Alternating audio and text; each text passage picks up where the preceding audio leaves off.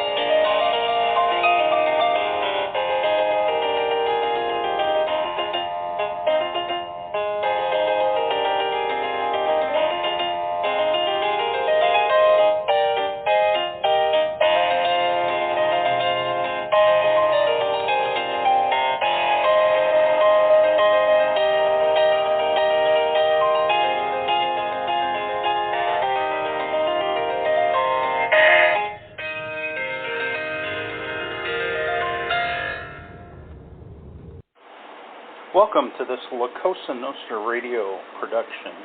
Cosa Nostra is a family unit located on allpoetry.com. Allpoetry.com, the world's largest poetry community. We want to thank Kevin and the crew for giving us a place to call home and hang our hats. The content and opinions of the people, the callers, and the hosts do not necessarily reflect the beliefs and opinions of Cosa Nostra ownership and management. Enjoy this Cosa Nostra programming. Ooh, what an introduction, man. Glad to be here on 9/11. Wow. How's everybody doing tonight?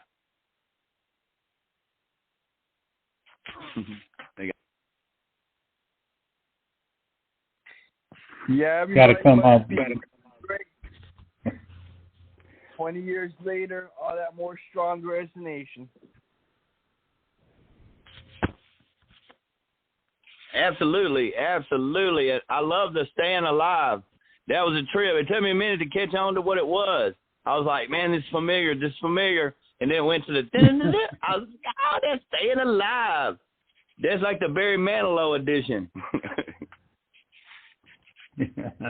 That's the Boo edition. I love it. I always wanted to play piano. I have an organ in my living room that I've got to get rid of because it's in the way. And I don't play organ. I just got it because it looks like a piano. But I can tell you that it is kind of for like funeral type sounding. I've made a few funeral kind of nights and tried to make it sound happy, but it wasn't. So if anybody's looking for an organ. And what I want to say, Gary, to you is the disclaimer was not created because of you. No matter what anybody says, it wasn't, okay? Yeah, that's what somebody says that means that. Yeah. Yeah. Yeah, it's like saying, hey, you ain't fat, you're chunky. Yeah, I know, but it's okay. I promise I always say if I say something you don't like, just pray for me on Sunday. When you throw your nickels in the deal, say, well, this 5 cents, this for Gary and his crazy ass. You're going to, which of us is going to make change, though? That's the deal. Yeah, that's right. That's why I'm scared to go to church. I ain't got no change. I cannot not put nothing in a plate. They stand on each of the aisles. They watch you. They're like, hey, we got aisle 4, seat number 7. It's a no-go. You put $1 in, take 75 cents out, right? There's nothing wrong with that. Yeah, when it comes to the end where he's like, is anybody out there need to come up here and get prayed upon, and they're just staring at you, that's me. Like, no, I'm good today.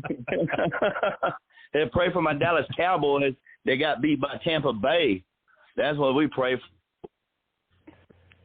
I'm just trying to wash back and forth since the last straight out of money. Yeah. Oh, yeah. Yeah, straight out of money tonight, man. I'm excited. It's Saturday night, and we got Saturday Night Fever. I was born in the disco era. It's on. I even have a costume of it. I went at Saturday Night Fever.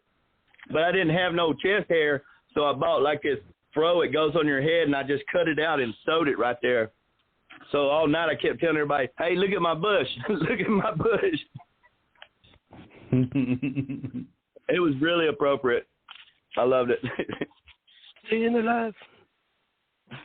Absolutely. That was a cool intro, man. It was cool because it was like a mystery, You start hearing this piano, it's like, oh, man, what's going down? And all of a sudden it's 70s Bee Gees, and it's like, yeah, come on, piano, man. You strum it, buddy. Go on with yourself. I loved it. We was all dancing by the time the end of it. Great thing. Great pick, man. So what we got going tonight, Razz? It's 9/11, man. Gosh dang it. We still kicking strong, America. 9/11, COVID, we still killing on strong. Well, Gary, I think what you should do is you should say hello to your couple callers that are in. Absolutely, and that's what I want to start with. Absolutely, Wayne. I seen Wayne when he called in. I was so glad to see he had put something on the board because I was thinking he didn't call in last month. Is Wayne okay? Well, like Gary, they can't just claim you. You never been claimed to start with. Yeah, that's right, man. You can't keep me down. Hell, I'm already down. I keep myself down. And I also see we got Yeah. Speaking of keeping down headshots in here, better keep our heads down. How you doing tonight? Hey, pretty good, thanks. Headshot, what's up? Oh, he's straight shooter. Yeah, hey, I'm doing fine. Appreciate it. I'll tell you what. When I think Headshot would appreciate this. When I was in one of my classes to become a sergeant, we were out in the field and doing exercises, and they didn't like how high we kept our heads up, so they hit us with the God gun. And everybody's dead. Y'all keep your heads too high. So I think you appreciate that, don't you, Headshot? Yeah, when one is wrong, they're all wrong. So that way everybody learns. Yeah, for anybody that doesn't know, what we were doing is like a glorified, very expensive version of laser tag out there, and the God gun automatically kills you. I love laser tag. They got a deal. They got a deal here where you got cars and stuff you can get in, and you got like this chest you put on, and this real military gun, and you go out and you start shooting, and when you get shot, it'll vibrate, and you got to go to your home base and reset, and you got a certain amount of time. Well, the first time we did it, man, I'm sniping. You know, I'm sitting there and I'm hiding because it's dark, and I'm sniping people I didn't even place. Second time, I was shooting and getting killed and running and shooting and placed third amongst a bunch of people. It was awesome. I was military like a mug. Yeah, kills me on sight. And sweating. You don't realize how much you sweat running around killing people and getting killed. It's a lot of work going into it. Yep. Now do what me and Headshot did. Put on body armor and go around in 130-degree weather. Then you know how much you sweat. Oh man, I respect y'all for doing that, man. I couldn't do it. I started having kids, and every time I wanted to do something positive, I'd have another kid, so I'd have to just keep working. So I never had a chance to enlist or do anything but keep my job. So yeah, it's awesome that people have done that. It's awesome. And then you can get in the vehicle without an air conditioner. That's fun too. Yo, yeah. Oh, dude, right about that. I got a Mustang. It looks cool as hell, and the air conditioner's going out on it. I'm sweating like a mug in it right now. I had a stick. I could reach under the dashboard and hit something, and that sucker start blowing again, but I've lost my stick. I told my stepdaughter today I was picking her up. I said, I've got to find my stick so I can turn the air conditioner on. Oh, yeah. If I see it, I'll give it to you. I should have been a mechanic. I'm an electrician, and nothing electrical breaks around me at home. Everything's mechanical. I got like 7 cars in my yard. Broke down because I don't know how to fix them. I just go get another one. Yep. Disposable. I guess them catalytic converters is worth a lot. People been stopping trying to buy my catalytic converters off of them. I won't sell them, though. I don't know what the deal is on them right now. There's something going on with them because I've had several people stop by here and, man, you want your catalytic converters? I said, I ain't got no convertible out here, you know. Ain't no Cadillac in my yard. They said, no, it's like a muffler or something. I said, hell no, I better keep that. Yep. Sell the body part. Yeah, well, I'm fixing it. That's my thing. They say, what's wrong with your truck? Well, I'm fixing to fix it. You know, I'm fixing to fix them, so they're all in line of my fixness. You know, less to the most. But I'm fixing. So just hold on. Plenty of paint. Should we proceed with the show? Oh, yes, sir. Yes, sir. Yeah, absolutely. Them cars going to stay broke down in the yard. Absolutely. Razz, what we got going, man? I'm excited. Let's get it. Let's crank it up. Who called in first? Wayne, you're on the board. Bring out the pain, son. What is it tonight? Pain? You got pain tonight? I'll show you pain. It's called Help, Get Me Out of Here. Help, get me out of here. Oh, God, help, please. They took a hammer and broke both my knees. Been burnt, beat, tied up. My mouth stays taped. Every night 6 guys beat me before I'm raped. I broke 8 bones and twisted me different ways. Keep bright lights flashing, brains in a haze. Fed me poison, my guts in a knot. Last guy's dead. He's beginning to rot. I'm not sure how much longer I can last. Put some evil creature up my ass. Injecting all kinds of stuff in my vein. I can see so many colors I think I'm insane. Cut off 3 toes, poked out an eye. No way I can walk, but they brand me till I try. Nothing but agony. Prayed my life would end. I don't know what I did, but I ain't doing it again. Oh, my God. I freaking love that, man. How you rhymed at the end with the end. That was freaking awesome. It was like a whole pile of pain, man. The eyes and the poking, and probably had a stomp on my little pinky toe in there and all that good stuff. And the rhyme was off the hook, man. I'm so glad you called in. And the first one to be so freaking painful, man. Not to hear, but to like the words, you know. It was awesome, man. Wayne, you're the bomb, dude. I loved it. What did you think, Razz? Yeah, there's plenty of torture that goes on in prison. Most of it's not all that legal, so, you know, if you don't want to end up like this person in the storyline, I would be on my best behavior.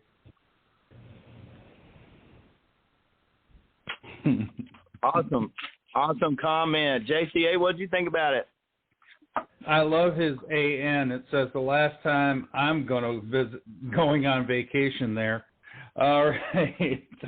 That's not a vacation that I'd like to be on ever. You know, it's like, there's bruised, battered, tortured, raped, everything like that. Prison food itself is poison enough. So there you go. I think you did a great job on this, Wayne. Absolutely clever. Awesome comment. I've never had prison food, but I was in jail for a couple of days, and I did have the cereal. It was good. It was Fruity Pebbles. But great comment. Great deal. Headshot, what did you think about it, buddy? Oh, everything was great. It reminds me of a line from the poem. It says, no need to mend the condemned. I thought it was a great piece, and it's relatable to mine. Pretty right. Cool beans.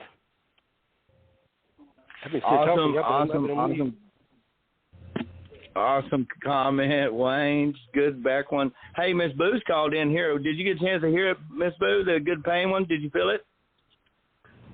I felt it. Yeah. Wayne, get me out of here. It's too funny. Look at the picture. Wayne, you cracked me up. A hammer broke both my knees. Been burnt, beat, tied up. Jesus, everything under the sun. Even 6 big guys beat and raped me. Is this about prison? Is it about prison? Sounds like that. Or is it just a dream? Nightmare?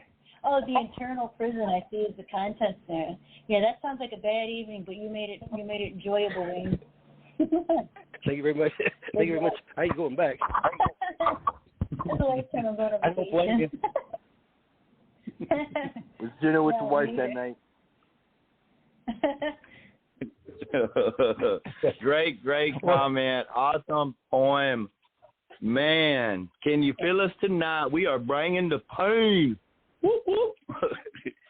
What we got next, Razz? We got what kind of pain we bringing? No Vaseline tonight. Order caller's headshot. Why don't you tell us all about the pain? Awesome. I can tell you a little something. Right, headshot? Yeah. Yeah.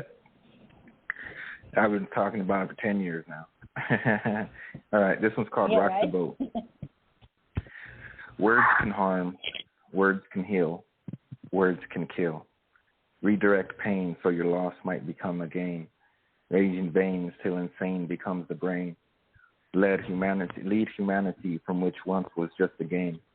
That which cannot be bought will put what they have to shame. Man is not man if he has not more than 2 hands. We are not the same. Requesting the vote, constitution, and country, one without blame, a Pearl Harbor without names. Everyone wants to be a star from afar, however sunbeams beam baking it. Oven so the cake, so I stop making it. Saving life does not equate to taking it. Let her know she can stop baking it. Magnetic frags are the bandit, cooed the coop and they can't stand it. Still waiting to land it. Forged from charred skin, we remind ourselves as we heal, so we won't have to hurt again. Power of a mind on paper, will of a man in a pen. When done correctly, there is no such thing as again. Forever is clever, but never again. Youth behind the booth, so immortality will blend. No need to mend the condemned. Individual plurality bloomed like some flowers, till the floor restored reality from some fallen towers. We set the truth free so it might see past some cowards. Benghazi needs a shower. Judge made teen websites illegal because no one paid any attention to ladies or women. It plays her like diamonds while it softens him with marriage, war, and prison. The dark Lord has risen. What good is a brain if no one will listen? Fear not angry men whom act and treat her like a monster. Fear the happy beast that treats her like a child. Men follow as they grow wild. Ghostbusters, but nobody dialed. God waits on row 19 in the kilo aisle. Weed makes me happy, but coke helps me smile. We don't mind waiting, we've been waiting a while. Maybe the files can get filed. Sometimes the pile gets compiled. Their chest is third base, don't mind the butt or her face. Isn't it about time they learn their place? A racing racist races a race. Kept score till I outpaced my pace. Terrorism deserves a bullet, not a pardon or some mace. She probably used the wrong tool or hand in the first place. How real is the unreal when she doesn't have a face? They made a bed, now they can have a taste. Wild card in Uno, defaced poker jokers, which outpace the ace. What good is God without grace? A flower without a vase? What is a tree without a place? What is a planet when follow means chase? Education is not knowledge without a story or script. She said it, tore, so we let it rip. Ended up at just the tip, till tales won the flip. Silent sonic boom in a dreary doom. Now fairy tales are tales from the crypt. Bored or a bar, be bored or behind bars. The board and the bar equates to wife and a bruise or a scar. Nor is education wisdom or intelligence. Purple heart from a par, breeze just a tease, tomorrow is too far. Board and the bar, we prepare for war. Boarded bar, we will even the score. The bar and the board meet sable and a sword. Bar and their boards, death and its horde. Defeated lawyers and a judge with some words. Teacher bet on gold, but the story that was told flips and turds. Don't know the difference between nouns and verbs. She said it was his, now the mirror says it's yours. Not enough time in the sky, too many years on the floors. What good is a house if it doesn't have any doors? End poem. There you go, boy. Man, that's what's up, man. I feel you on your name, headshot coming straight at you. Man, that was a great one. Man, you know what I liked about it? Of course, the rhyme, because I just love rhymes. But what I liked about it was a lot of people, when they're writing poetry to me, it puts me back like a long time ago where it started, and like the things that I write and stuff, and I'm always listening for somebody else to use the good rhyme, but use it with like sayings of now time that I understand, like your Ghostbusters and No One Made the Call and stuff like that. I've just felt so many lines you hit through there was just priceless, man, and those great one-liners. It was awesome. It was absolutely awesome. I'm blown away. I thought it was cool, man. Y'all are, I suck, man. You're great. You're awesome. Great point, man. I'm dead. Good one, man. Razz, what'd you think about it, boss? Yeah, there's plenty of domestic disruption, what I read in the poem, the descriptions that are in the verses, and that last line, what goes to house without doors, it's like saying, why is everything about one's privacy really someone else's business? It does have its own social apt metaphor. As well as wife in the home, doors being her legs. Some people like to keep the doors closed. He only has the key, while others just leave the doors open. Mm-hmm. Absolutely. I got a woman. I got her down in the basement. Be quiet. It puts the lotion on the skin or it gets the hose again, woman. No, hey, that was great. JCA, man, what'd you think about that, buddy? Why you let this girl loose? Crap. Oh my God, this is. I don't got anybody under my bed. Now stop it, Boo. Sure. This is absolutely phenomenal. I was actually blown away by the way it went, because it is kind of a dialogue on society and how people interact, and the different things that we feel and the different things that we cherish as a society, and then the way that the authority takes it into crazy directions. And then, you know, I'm thinking judge made teen websites illegal because no one paid attention to ladies and women. Wow, that is like slap in the face, folks. There's so much stuff that people have to grab a hold of and read here that's just message upon message upon message. I think that this is one of the best ones that I've read of yours, Headshot. This is absolutely phenomenal. Thank you.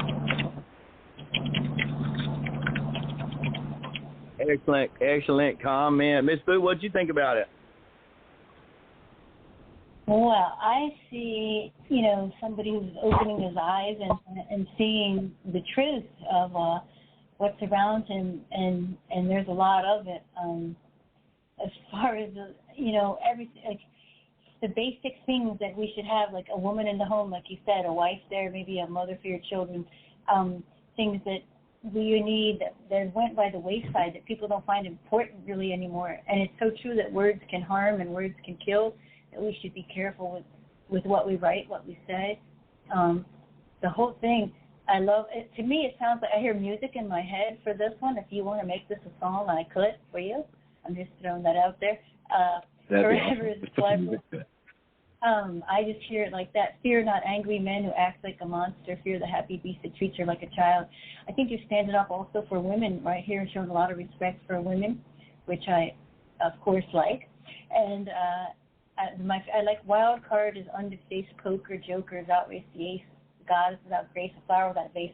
The whole thing is catchy, clever, it's honest, it's real, and it's to the truth that I think it's what you see, and it's what you believe, and a lot of it is true. And in the ending, what is the good of the house without any doors? The family unit has been pretty much decayed as far as we see it, and as far as you know it, and I think that's true too. Great writing and great insight, my friend. Yeah, I think a lot of people are lost and misguided, and they want to find the truth and the answer, and they want the correct direction. And I try to give that out as best as possible. Yeah. Good job. You did it here. Thank you. Awesome comment. Hell, we should start a band. I have an organ, if you didn't know. In your living room. We could do funerals. I got the word. Hey, we will throw something on it and pass it to him, and he'll add to it, and then we'll just keep adding to it. Man, I got long hair, and everybody says I look like Kid Rock and think I can sing, so we'll have it. We'll Milli Vanilli that sucker. Wayne, what did you think about it, buddy? Oh, man. This is a poem with a message I thought was dead. This is great. I'm with you, man. I'm ready to smile. Let me rub my Benjamin here, and we're ready. You told it like it is. Wonderful phrases. And now that we know the problems, let's fix them. Give me a beer. I'm ready. This is a classic. Let me feel pain. Good job. Great job. God bless America. It's 9/11. Let's go America. Head, you're the man. Thank you. You can't acknowledge the beginning until you acknowledge the end. It's been a great ride. Yeah. Oh, yeah. Good rhyming, too. Absolutely. God bless America, Wayne. Razz, what do we got next? Yeah. Bless us. I'm letting JCA hold on for a second for Mrs. Boo. That's the call is here. Mrs. Boo, tell us about pain. Okay. I'll get back there. Sorry, I was leaving headshots. Okay. This is called... Am I in there, right? Okay, sorry. Oh, there we go. Okay, this is called... something. Pain is my middle name. Okay. The soul is something to nurture, to be touched with gentle hands, will only blossom when cared for by someone who understands. I tried to grow, but held on so steadily. Many drugs I took to release my anger. Then I burnt my pain in the form of ecstasy. Went up in smoke, causing me danger. Blurred my vision, got caught in my eyes. Incessantly nervous, just trying to survive. What all those filthy bastards did, I demise. Looked a little deeper, it took me time to realize. Wasn't my fault, and sadly none knew what I experienced and tried to subdue. Fixed defective puppet, bitch got an attitude. Daily wore black to match my sullen mood. The nails on the ends of my fingers are a whole different kind of blade. They aren't ice cold or quite sharp, yet the veins bleed just the same. Gnarly scratches on my arms from a different kind of pain. This isn't as deep or as gaping, but a lifetime of scars still remain. Of course, I blamed myself for it all to find a point in life where I lie. Accepted the guilt, took a fall. Witnessing growth, something must die. Too late, reasons remain a mystery. My heart caged without knowing why. Held hostage by past transgressions, imprisoned by forces too great to defy. And poem. Wow. Excellent, excellent. Man, I love the journey that you took me on. It felt like it was like a real story. I don't know if it was a real story of your life, but it felt like I was there and watching you go through this story. But the way that you described the story is that classic, descriptive, way over my head poetry writing, and it just blows me away every time. Because even if I don't know exactly what you're saying, it's like, oh my God, it's worse than what I'm thinking, you know. And it just took me down this awesome trail of pain. And I like the part where bitch was tripping or whatever. I love that part, of course. That was awesome, Miss Boo. It was a great read, and it's a great write. You know, you're kicking butt. You're what poetry is, man. Yes, yes, ma'am. That was awesome. Razz, what did you think about it, man? Yeah, this kind of pain seems kind of around the realm of trauma. What I see from the context clues, they aren't ice cold or quite sharp, but the veins bleed just the same. It isn't as deep or as gaping, but a lifetime of scars still remain. Held hostages by past transgressions, imprisoned by forces too great to defy. And so there are those memories which end up being locked up in our heads that we can't overcome for a while. And that condition is known to be traumatic. It is painful to relive those memories when you know that what had gone south is going to pretty much always be without any direction there. Thank you, Razz. Awesome comment, Razz, as always. JCA, what do you think about it, bud? Well, for one thing, I won't give away her real middle name, but this poem right here, I do know it, folks, but this poem right here, Boo, is just bottom line, pure attitude and pure emotion, and it's so freaking intense. That's the main thing that you bring in this, is just pure, raw, absolutely in-your-face intensity that you said you felt like you were in a story, Gary. That's why, because it's tied with the emotion, it's tied with the intensity, it's tied with everything that you could possibly put into it. And she does such an amazing job with bringing that type of writing forward, because like I always say, she does not write poetry, she writes emotion. Amazing job, Boo. Thank you, Jay.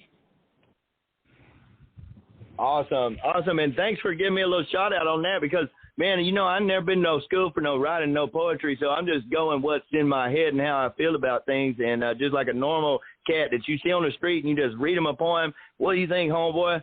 And that's kind of how I'm going at it, and for you to say that I'm kind of like I'm understanding, okay, but anyway, it's all good, man, thank you. I don't feel as stupid. I appreciate that, man. I'll pay you later. Wayne, what'd you think about it, buddy? Here I go. I'm going to probably say the wrong thing. But he said, wow, this ecstasy can cause you to lose your pain. Breaking the habit is good. And I've gone up and smoked many times. Once the past gets you down, it's called getting experience. It's called getting experience. Don't blame yourself. There is no blame. It is life. You should love that time like you love this time now. You did great, and I wish everybody had your experience, because you're a beautiful person, and I love that I've loved for years. The end. Awesome comment for Miss Boo, Julia Gulia. It's not Julia, is it? Remember the wedding singer? No. Julia Gulia. Julia Gulia. Yeah. Headshot, man. What did you think about it? Oh, man, I thought the title should have been The Turning of the Tide, or Trauma is Traumatized. My favorite lines were at the end. My heart caged without knowing why, held hostage by past transgressions, imprisoned by forces too great to defy. We got to realize that words harm each other, and we do have our experiences. So we've been dating and in relationships for a very long time, and we share our experiences with others and in our own point of view, and we should be careful on how that might come across to others. And I'm the last person that should be saying it, but that's what I'm getting from the poem. But I just thought it was a beautiful piece. I pinned it, and Thank you. I just thought it was great, right? Of the new world order that we're, some of us are so far ahead that others aren't even going to get a chance to begin or end, for that matter. It'll be a whole new beginning by the time they catch up. It's a great. So ride. it's okay if Romello sees this now, or should I wait? Okay. Thank you. Absolutely, man. Great comment. Thanks a lot, Great Rachel. insight. I like hearing. I thought you asked me something. I wasn't sure if you were talking to me or not. No, sorry, I was talking to my boss. But thank you so Oh, much, yeah, It's cool. an awesome comment. Thank you. I appreciate it. Oh, she was talking to her boss. Dang, that The boss sucks. I don't has like a talking to my boss. I dodge them. It's like the principal's office. I said, "Have you seen the boss today?" They said, "Hell no." It takes too much work to try to look like I'm working. Well, that's pretty cool. Gary, I don't my know boss if it was, doesn't mind that I'm doing poetry. My boss doesn't mind I'm doing poetry, so that's cool. I don't know if it was with everybody else, but I always had a problem. The disciplinarian when I was growing up was the vice principal. You did not want to go to the vice principal's office, otherwise you're going to get it. I don't know. That was my experience growing up. It's a new boss, same as the old boss. Oh yeah, we're waiting to see who our new boss is going to be now. The other guy retired. Man, I got 5 more years. I hope it's going to be a good one. You know, it's pretty cool. Actually, they let me do poetry therapy here, and you'd be surprised. The amazing poets that I find here in these clients. It's incredible. That's what I mean. Yeah. So poetry is healing, see? Poetry is pretty cool, man. I feel pretty cool when I say it, you know. I tell them I don't like pastels or have a boyfriend, but I tell you, I love rhyming, man, and writing that stuff. I love pastels. No. Yeah, my birthstone, I'm born in August, is pastel, so I just have to deal with it. It's okay. Hey, Razz, what do we got next up here in the pain? No pastels. We're going like red and blue or something, like a dark one tonight. Give me back my Yeah. Here comes my hero, JCA. Hi, JC. All right. This is, you wanted pain, I brought the pain, folks. So this is called The Hero, and it goes like this. Jackals splatter the lake. The soldier shrouds the fishing pole for an M16. Sunset breaths genesis the lungs, where the mortar plumes and the dust storms lit fuses for the spitting phlegm and the coughing crud. Staring into shadows, I find a mirror that will not call me the hero. End poem. Oh, wow. Man, that was deep. That was one of those poems I didn't want it to end. Like, don't say end poem, man. What did he do next? Man, that was awesome. It was, it felt military-like, you know. I felt like I was over there in the mud and the muck in the rice paddy or something, and you're like telling me this before we go in on a big shoot-'em-up deal or something, you know. I loved it. It was great. Very descriptive writing, poetry to a T. What you would expect from you, man. You're awesome. That was great. I got to get the mud out of my eyes now. I fucking love it, man. Hey, Razz, what did you think about it, bud? Yeah, I can sense a bit of Vietnam there with the fishing pole created for the M16. And that's definitely a type of experience which does alter you if you survive a war. It's one that can only make you stronger, but while you're fighting it out with the other side, you know, there's all levels of unknown possibility of who has that tactical field advantage to actually win per circumstances in a battle scenario.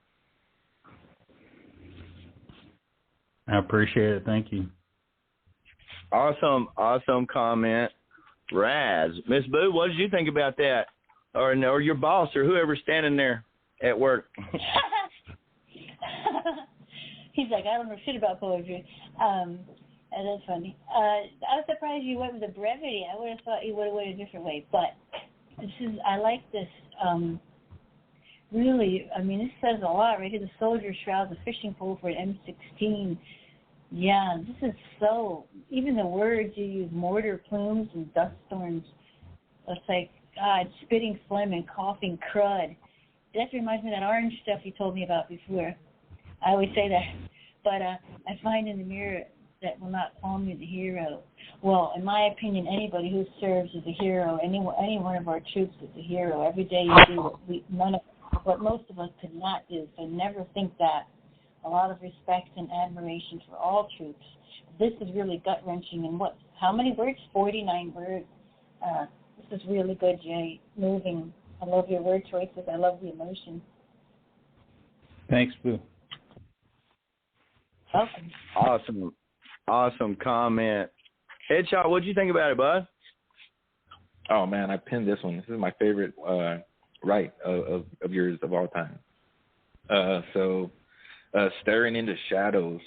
So you're behind me and you're charging, and everybody's dead in front of you. So there's shadows. I find a mirror that will not call me the hero.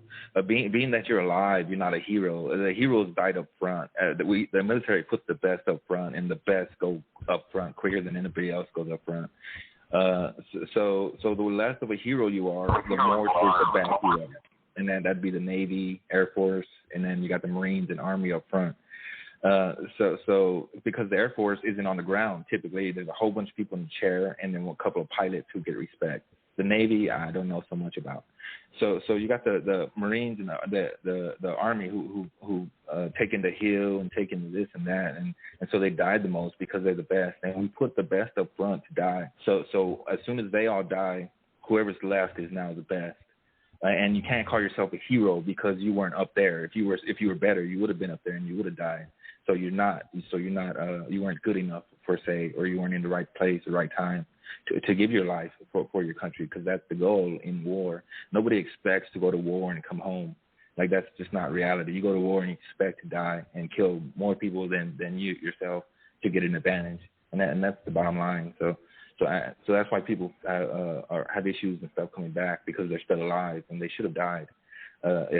Because we should have world peace by now. And what are we doing? Like, we've been waiting and going to war, and we have the best soldiers, technology, and yet there's still no peace. Somebody's getting bought out, or somebody quit or gave up when we should have kept charging. It was a great run. Thank you. Appreciate that. Man, that is a awesome comment, man. Gosh, dog, that was great. Wayne, what'd you think about it, bud? Well, as an Air Force man, no, this is a painful and sad. Heroes are hard to find when you've been out there on the front fighting. You know, like most of the heroes you've seen have died to help save your life. In war, there's pain. There's lots of pain. And I think I'll go cough up some crud. It's called the Sunset Breeze Genesis. It's a great poem. I like the whole lot. And the Air Force rocks. I was the guy that was clearing those city blocks out in front of the front and cleared them out for y'all to go through. I was one that dropped the bombs that they cleared up the city blocks one at a time. So, yeah, I tell you what, Top Gun's my favorite movie, but nobody knows what anybody else does in the Air Force other than pilot. When you say Air Force, people say, yeah, pilot. What else does the Air Force do? Oh. I checked out missile guidance systems and 22,000-pound bombs that dropped on the enemy. So that did. Yeah, when I was in Baghdad, the Air Force was doing the air traffic control, flight manifest. They were doing EOD. They had the EOD squads out there, and yeah, there were a bunch of them that I worked with that were excellent individuals out there in Baghdad when I was there. So I came to appreciate them. That's cool. Yeah, we didn't see much. I mean, we're in the desert. It's a little different. You don't see nothing but what's above you. So. But I'm sure they're back there doing their job, just like everybody says. We're all doing our part, and we all went, and we all came home, or something like that. Yeah, I never got out of the air conditioning. I was in air conditioning the whole time because we had to have dust-free environments to check out the missile guidance system. Well, it had to be dust-free, or the missile guidance systems wouldn't work. So that's what we did, check them out, and we shut down a lot of airplanes with their Sidewinders, Mavericks, and Wisdoms, and that's what I used to check out, and that's what I took control of. So we shut down a lot of planes and blew up a lot of fields. So we did our job. As much credit as the front likes to take, there is no front without support. We are our support system, no matter who you are. If you're up front, you're nothing with whoever, unless you have people behind you, and vice versa. Yeah, the front is anywhere I don't go. Y'all badasses going there. Brotherhood is beautiful. That's right. We should try it more often in our normal everyday lives. These guys on the front are a special breed. There's some great people on the front lines. So you got to watch. They're doing their job big time. Absolutely. That is awesome, especially 9/11 to have this kind of conversation and hear this stuff, man. It's awesome. Hoorah, for damn sure. Absolutely. Razz, what do we got next, man? I can't imagine where we go from here. Man, I'm waiting on the new Top Gun to come out. I ain't bragging around. Like a dude who can get me out of the forest with a pocket knife, can make me dinner, get me out of somewhere, and fucking save my life. That's the real man. That's the military dude. Right? Yeah, this is going to be the Matrix 4. I seen a preview for it on the football game the other night. Yeah, I like the Matrix. It's pretty good. I like Keanu. He's the bomb. From my generation anyway. I'm 45. We just got someone who called in, Gary, who needs to read and run. Absolutely. It looks like it is Miss Sky. How are you doing? Mr. Serious Caller, come on. Show up now. How are you guys? This is weird. I'm used to having people on speakerphone, and I have to hold the phone in my ear. So this is weird. How you guys doing? Oh, we're doing good, man. Thanks for being weird with us tonight. I'm talking into my phone. Yeah. I didn't want to put a speakerphone just so you guys think, there are ears around here. So call and read you a poem and show some support. Yeah, I dropped it in the topic folder.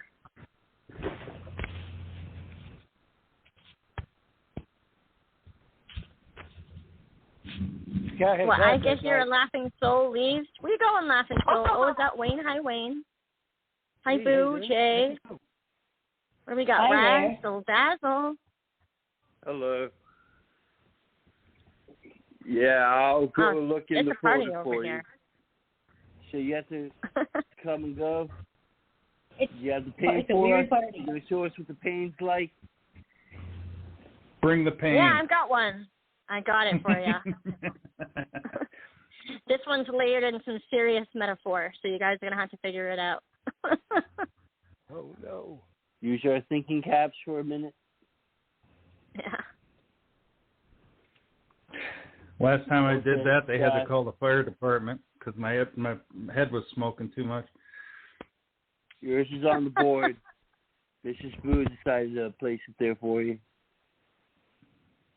All right, I'm laughing at Laughing Soul. Okay, this is called Dead Light by Sky Darkholm. In the woods of youth, there hunted a beast, split nails, dirt under its smile, beneath its teeth, and in the belly of its laugh, it towered like those maples, but sweet was never offered in the palm of its words. Bent brows and crooked humor, a bite split in cruel jest and rotting leaves. But the hunted was small, and there are always places scared creatures can hide. Isn't that the way of it? Like a curled up hair quivering, or heavy, loud on debris, destructive, menacing, hateful. Oh, there were times the beast caught up, peeled back skin, till bone was exposed, and brushed white glints, never seen in X-rays, or on surface glances, but there they would live for a lifetime. And the beast, it didn't just live in the woods. It cowered in stone cities behind dumpster panels, shooting needles into arms and chewing up like a sewer clown above gutters. And the beast never learned how to stay outside, not like a good wild animal. It slunk down chimneys and slept under blankets. Clever it was unlocking doors and painting walls. That permanent kind of paint that makes fingers bleed after hours of scrubbing, trying to wash it off. It's a funny thing about that paint, and the years spent bleaching it white, covered it with peeling paper, scraping on surfaces and digging holes, replastering and finding new colors. The beast still lingers, keeps finding its way back, and every now and again, I still see it like a shadow running fast, hazy in a field of corn, or the green of thickets, of cold, empty slabs of pavements, yellow eyes like those dead lights, straight out of a Stephen King's novel, reminding me monsters are real. And home. Wow. Man, let me get my thinking cap off real quick, and I'll give you a good comment here, man. I'm telling you, that was great. Love the Stephen King shout out. I just watched the remake of It the other day. But when you were reading it, I was thinking of like those two little kids on the Christmas Carol that was underneath that king's robe, Pestilence and Shithead or whatever it's called. Them two kids, it reminded me of like them too. And I thought it was great. It was very, you definitely got to stay on it with your thinking cap, but that's what's blessed about it, It's a great, great, great write, and a lot of pain, like just a different side of the pain. Everybody's coming with all these different pains, and that one's one too, and I loved it. I thought it was great. Thank you, Gary. You're welcome. I'm not even going to ask you why you got to run. What the hell? But Razz, what did you think about it? Yeah, if I had the deadlights coming for me, I'd be running too. That really had an effect on me when I was a kid, and I watched the original miniseries, what there was when Henry Bauer went down there in the sewage system, and those deadlights, they just came out. They're said to be of a type of energy which is beyond our natural mind's ability to process. So when Bauer saw the headlights years later, he was left gray and all but comatose until he came to at Juniper Hill when he came back. Thank you, Razz. Absolutely. That was a great, great comment. Razz, a good perspective on that. Mrslilboo, what did you think about it? Can you call me next? I'm sorry, I have to read it again because somebody was bothering me. Yeah, absolutely. Did I say Mrslilboo? I meant JCA. That's my bad. Yeah, I thought you said my name. I'm sorry, I should have said it first. But Ken Hunt, soldier, damn it. Bottom line is, what I see in this whole tale is child abuse. I see the abuser as the monster, pointing in and tearing up the child and tearing them down in ways and breaking them and doing whatever they can do. And they're I love how you put, and the beast, it didn't just live in the woods, it cowered in stone cities behind dumpster panels.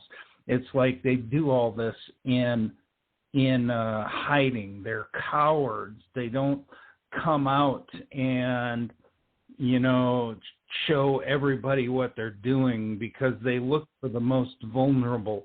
They look for those people that they can put as targets that they feel they are stronger, they can manipulate. And I think that this is it is pain. It is the definition of pain. It is absolutely staggering. And that people would do something like this to another generation of people. I mean, they deserve to be pretty much.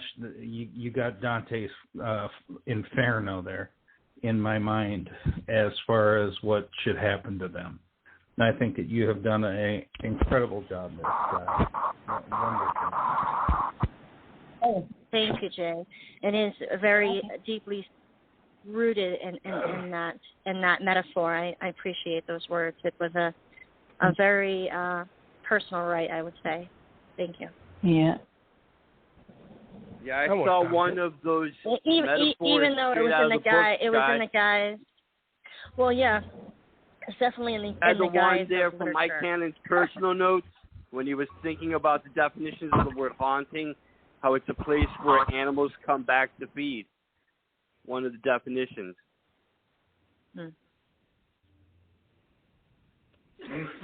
Awesome comment. And it's so cool how people look at things a different way. I'm not a child no more. I'm 45-year-old, but I was a child of a lot of abuse, unfortunately, and I didn't catch on to that. And anybody else that ever was, that's so stupid. And but sorry if that's something. Anyway, never mind. It's definitely written in that way. Yes. It's written in the way where it can be taken and can be debunked by the literature. But then also with it's meant to be, it's definitely meant to, that's how I write. So it's a way, I guess it's a way of hiding. So, but I'm only divulging that because your show is about, the topic, and I thought that this was an appropriate piece, and I wanted to, so that you knew it wasn't just about the literature. It is the double metaphor meaning behind it. Let me tell you about it. I'll tell you about your poem. All right. Absolutely, I feel your pain. Come on with it, Wayne. Okay, here's what I got. Here's what's for me. It rhymes with pain.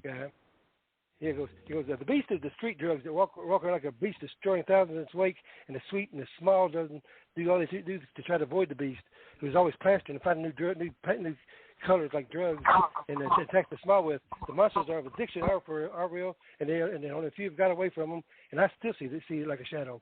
This is lovely. Great job. Thank you, Wayne. It is terrible, the rash of drug abuse, especially in my state. Everywhere, but yeah. It's a beast. It is. You must be from Texas. No. I'm from New Hampshire. Yeah, you wouldn't think so, but it's pretty bad. Where are you from? New Hampshire. Oh, wow. That's one of those little ones up there. Cool. Send me some crab. That's more Maine. I just got a whole bunch of cows and a whole bunch of trees. You're closer to the store than me. I almost got crabs in Texas. Yeah. Not the good Hey, kind. I tried to get some. Get a net. I had trying to catch them on a string and a piece of chicken, man. I'd get them almost into the bucket I was going to cook them in, because the only thing I had, and they kept getting out before they get in the damn bucket. So take a net. Just lesson learned. If you want to eat crab and not look stupid on the pier. Headshot, what'd you think about it, buddy? I think it reflects the unnecessary evil which causes pain. I would say it's the backbone of the New World Order. People are just tired of the same old stuff. We've seen the evil and the mischief and the crookedness they can do, and we're not impressed. And we know the tricks. We know that it's just they call it magical, but we know it's just a trick or a lie or some kind of obstacle. So with a bit of clarity and honesty, I think we can get past most of what we've been through. But I think it just spreads the opportunities and circumstances and situations that people have taken advantage of, which is so easy to do when people are helpless. It's great, right? Thank you. Awesome comment. Yeah, I always tell people, man, if you can't change the past, how can you let it affect you today? I can't do nothing about it, so it couldn't possibly affect me. Or I'm just an idiot. Well, not really an idiot, but you know what I mean. I think anyway. Boo's ready to comment now. Yeah, absolutely. Boo, can you please give us a comment? Are you ready? Yeah, I see something different here, kind of. I mean, I see like it's not really someone that you don't know. It's somebody that you do know, and they're still around you all the time, and you're wondering why nobody can see them and why this person doesn't need to hide because they're right there in front of you, and you're wondering what the fuck, you know what I mean? And especially where you say, isn't so bone, bruised, white glint never seen in X-rays. Reminds me of people that have that Munchausen syndrome, you know, where they get hurt by their own parents and killed by their own parents for attention. That's kind of what I see there. And, you know, you don't have to unlock doors or paint the walls because the person's right there in front of you, reminding you that monsters are still real because you see them all the time. And that's, like, really hardcore. It's written. It's a different kind of right for you. I think the way that it looks and the presentation of it, it's more like broken up. But I think that makes it effective. And I thought you did a great job, and I felt it emotionally. I'm with you. Thank you, Boo. I do break up a lot of my, a lot of my story pieces like that. The darker ones I tend to break up because I don't like to be limited on even lines. Yeah. Thank you. No boxy. You're welcome. No. Start out to Pennywise. We know what you did. You're only worth that penny. You're straight out of money. Straight out of money, motherfucker. You're right. Yeah, down in the gutter for real. Yeah. Said down here we don't float. We can't afford them. We have to doggy paddle. Yeah, they don't all flow down here. Okay. Choose no. Floaties cost money. You could blow me. Well, you got another caller there, Gary. Absolutely. I've never come across a name that I'm going to mess up if I say it. Azakel. Ezekiel. Come on down. Azakel. I knew I'd set up, man. I'm sorry. I was calling a girl at work, Sachagawea, the other day, but it was just a Spanish name with an S. So I'm so sorry. How are you doing tonight? No. Actually, you both are right. I'm convinced I'm not only Azakel, but Ezekiel, too. I mean, I parallel a lot of things he talks about. So nobody's wrong. Is there any chance that is awesome. Is there any chance I can read it? Awesome. I got some company on the way.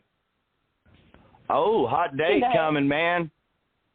I feel you, Big Gary. Big Ezekiel. I just had company show. We'll put Razz to work and get you going. Give her a kiss for me. That's right. You got to put in the work. You got to bring that pain. Got to make it pain. You have the pain for us, Ezekiel. There's your phone. Yes, on the I'm ready. I wish I had female company coming, but unfortunately, it's my bandmate. So. Oh, damn it. Okay, but here's my poem called 10 Years. Here's my poem called 10 Years Pin Up for the Pain Show. 10 years pin up. The shape of her grace, mascara, smoky face. Would she sell me a taste that later I would fight for her embrace?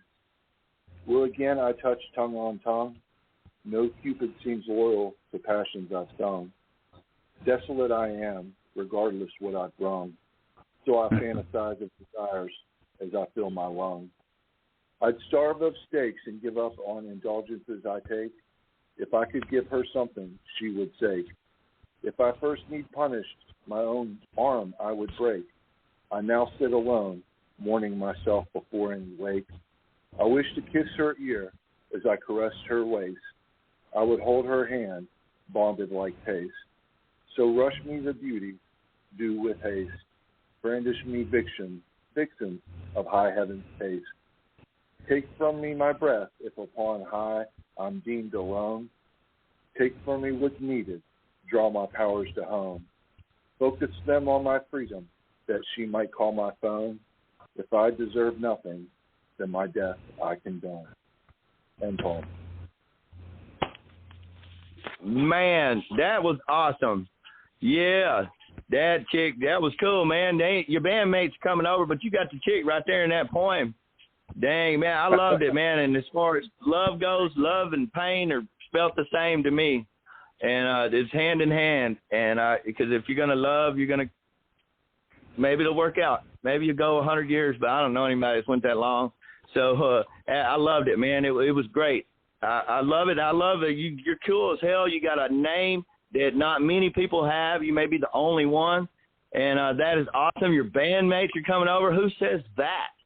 Like, that is freaking cool. I wish I was playing the tambourine for you or something. Man, that's awesome, man. Awesome poem, awesome write, awesome dude, man. Razz, what'd you think about it? Yeah, they need a calliope player. But this is definitely that kind of pain which anyone might feel from someone they felt extremely special who just never shows up again. 10 years pent up. You have Led Zeppelin, 10 Years Gone. That's on a Matrimony, which was completely lost.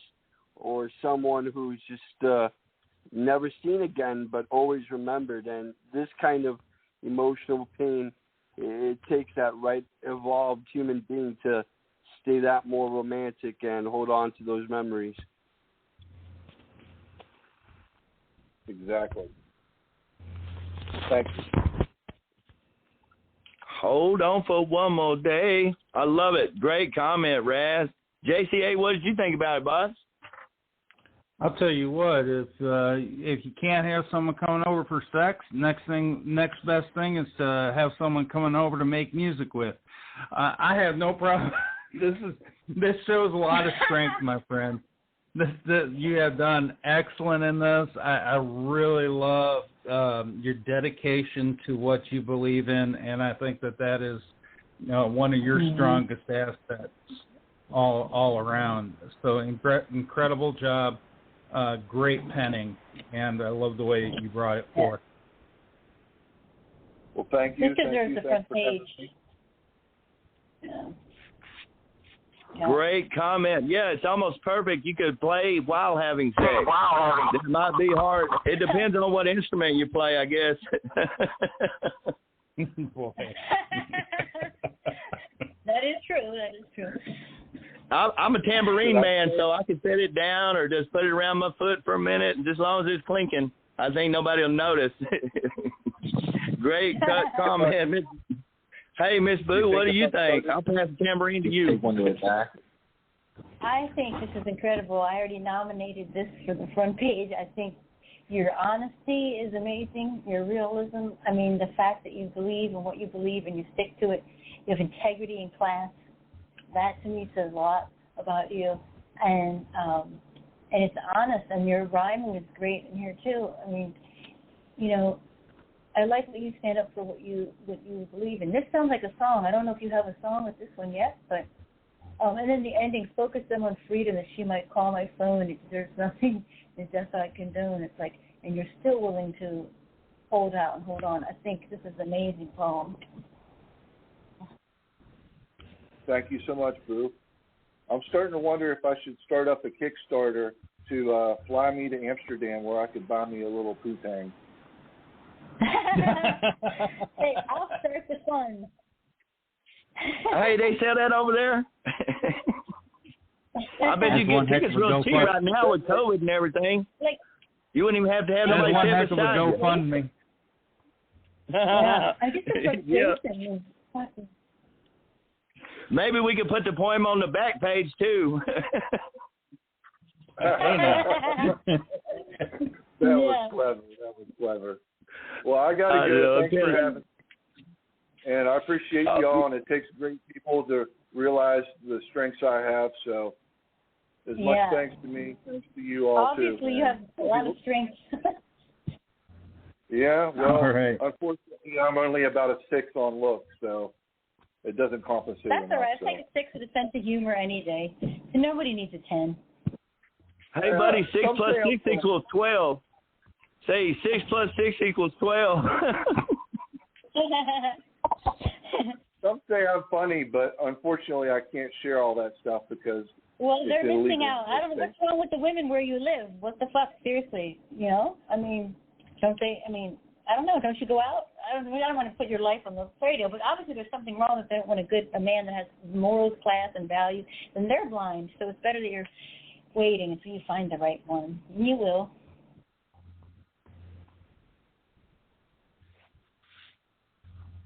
Okay. And you don't want to be a loser who has to drown in the sea every night, like myself last year. But anyways, on a lighter note, hey Gary, are you done with the comments? Because I think there's someone special who has to talk about pain next, and it would be you. Oh, yes, sir. Say hello. Say hello first, Gary. Someone who's on the phone. Rack. I see Rack has called in. Hello, how are you, ma'am? All right, Gary. Racky. Hey, Razz. Hi, Racky Boo. Hey, Boo Boo. Hey, Jay. Hey. Rack. It's a party, huh? Oh, yeah. We got a one-man band and all kind of military stuff in the muck. We doing good tonight. We lost Wayne. He dropped, but he rhymed with pain. We had one person that rhymed with pain, their name. Damn. He had to call back. He was here's the show. Wayne, bring the pain. You missed it. It's too late now. Yeah. All that he time ain't got a lot of rhyming. Or who thought? What happened? I can always go to the videotape. No Say it again. Always go back to the tape. I can always go back to the tape. Oh, Rack got an audio there, yeah.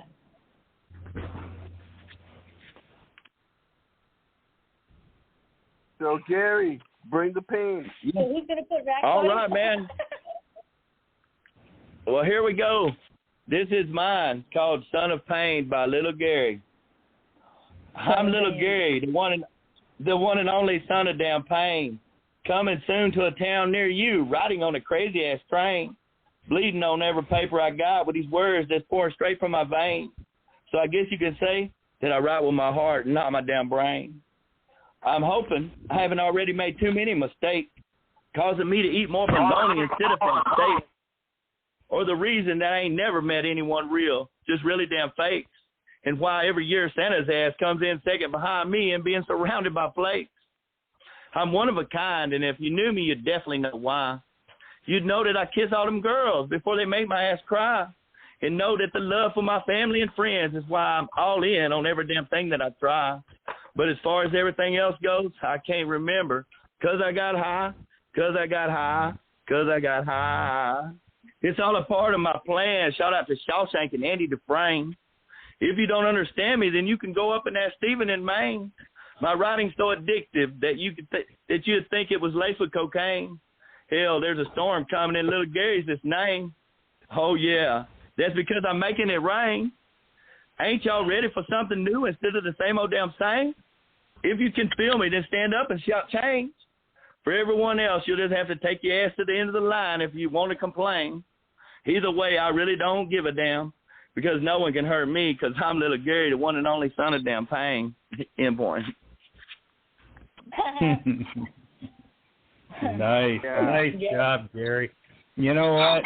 You right from the start. You all of a sudden, I'm hearing crazy, but that's how it goes. Millions of people living as foes. Mental wounds not healing.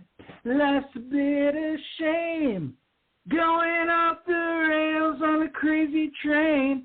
Yeah, Gary, you absolutely nailed this. I love this. I love how you put this. The rhyme is killer. The attitude is there. The way you present it is incredible. Yeah, let's get a little Stephen King into it, just like Just like Sky brought Stephen King, you brought Stephen King. Go figure. Everybody's bringing Stephen King. Man, I feel left out. Wonderful job there, Gary. Razz, what do you think? Well, I don't have any king in my right, but there's some monsters at McDonald's. As to having a lyrical flow here, all of that's necessarily true. I was thinking if there's a house of the rising sun, then there has to be the very opposite, this son of pain. Right on, man. Thank you for your comment. Awesome. And Rack, what do you think? Yeah, it was a great write, Gary. You know, a lot of honesty, a lot of realty, and a lot of pain. Oh, yes, sir. I'm selling pain down at the store. 2 for $1. Get all you want. Headshot, what do you think? I thought Thank it you for was your the comment. extent of pain. It was the extreme version of pain, I would say. I thought it was obviously reflecting pain and necessary for change. Nobody's just going to go in pain forever. So, unfortunately, one side caused so much pain to the other side that the other side's like change. This is pain. And so I think they have the wrong word on the buttons upstairs because they keep pushing them, but all we're getting is pain down here. It was a great ride. Thank you so much, man. And lastly, Boo. Yeah. Well, first of all, I love the picture. My God, it's so hilarious. And I think I might have heard this one before. Yeah.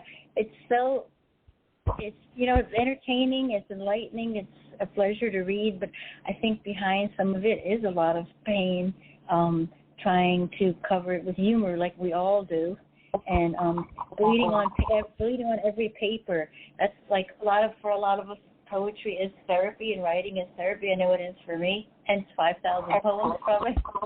I need a lot of therapy, but I'm hoping that I already made too many mistakes because I'm eating bologna instead of fat steak. It's just funny, too, and it's clever, and it's all you. You could put this poem in front of me, and I would know who wrote it without even looking at the name because it screams you and your unique style. Loved it. And Boo, you do not need to recommend this. This is congratulations on the front page pick on this poem, Gary. Yeah, this one's really good. Thank you. Y'all ain't got to send me no flyers or nothing. I appreciate it. That's awesome, man. Appreciate it. We'll increase your wage. We'll increase your wage by 20%. Okay. There you go. Shoot, yeah. We'll have to change the name of the show straight into money. Can I add a comment? Then I tripped and fell right into it. It's mine. What's up, Headshot? I would just say once somebody acquires the world record for winning the war in the quickest time, the next thing he worries about is how he wins the next war. And why not comedy? Isn't there not a better way than to win a war through comedy? There you go. Hey, man, awesome. I agree, man. Everybody's life matters, man. I'd never want to hurt nobody, especially somebody I don't even know. That's the craziest thing about war. We killing each other, and we really don't even know each other. I like you to do me wrong. I know, right? Come over and shit in my yard or something, and then, hell, that's war. But, yeah, it's all sad. We need to make love, not make babies, whatever you want to do.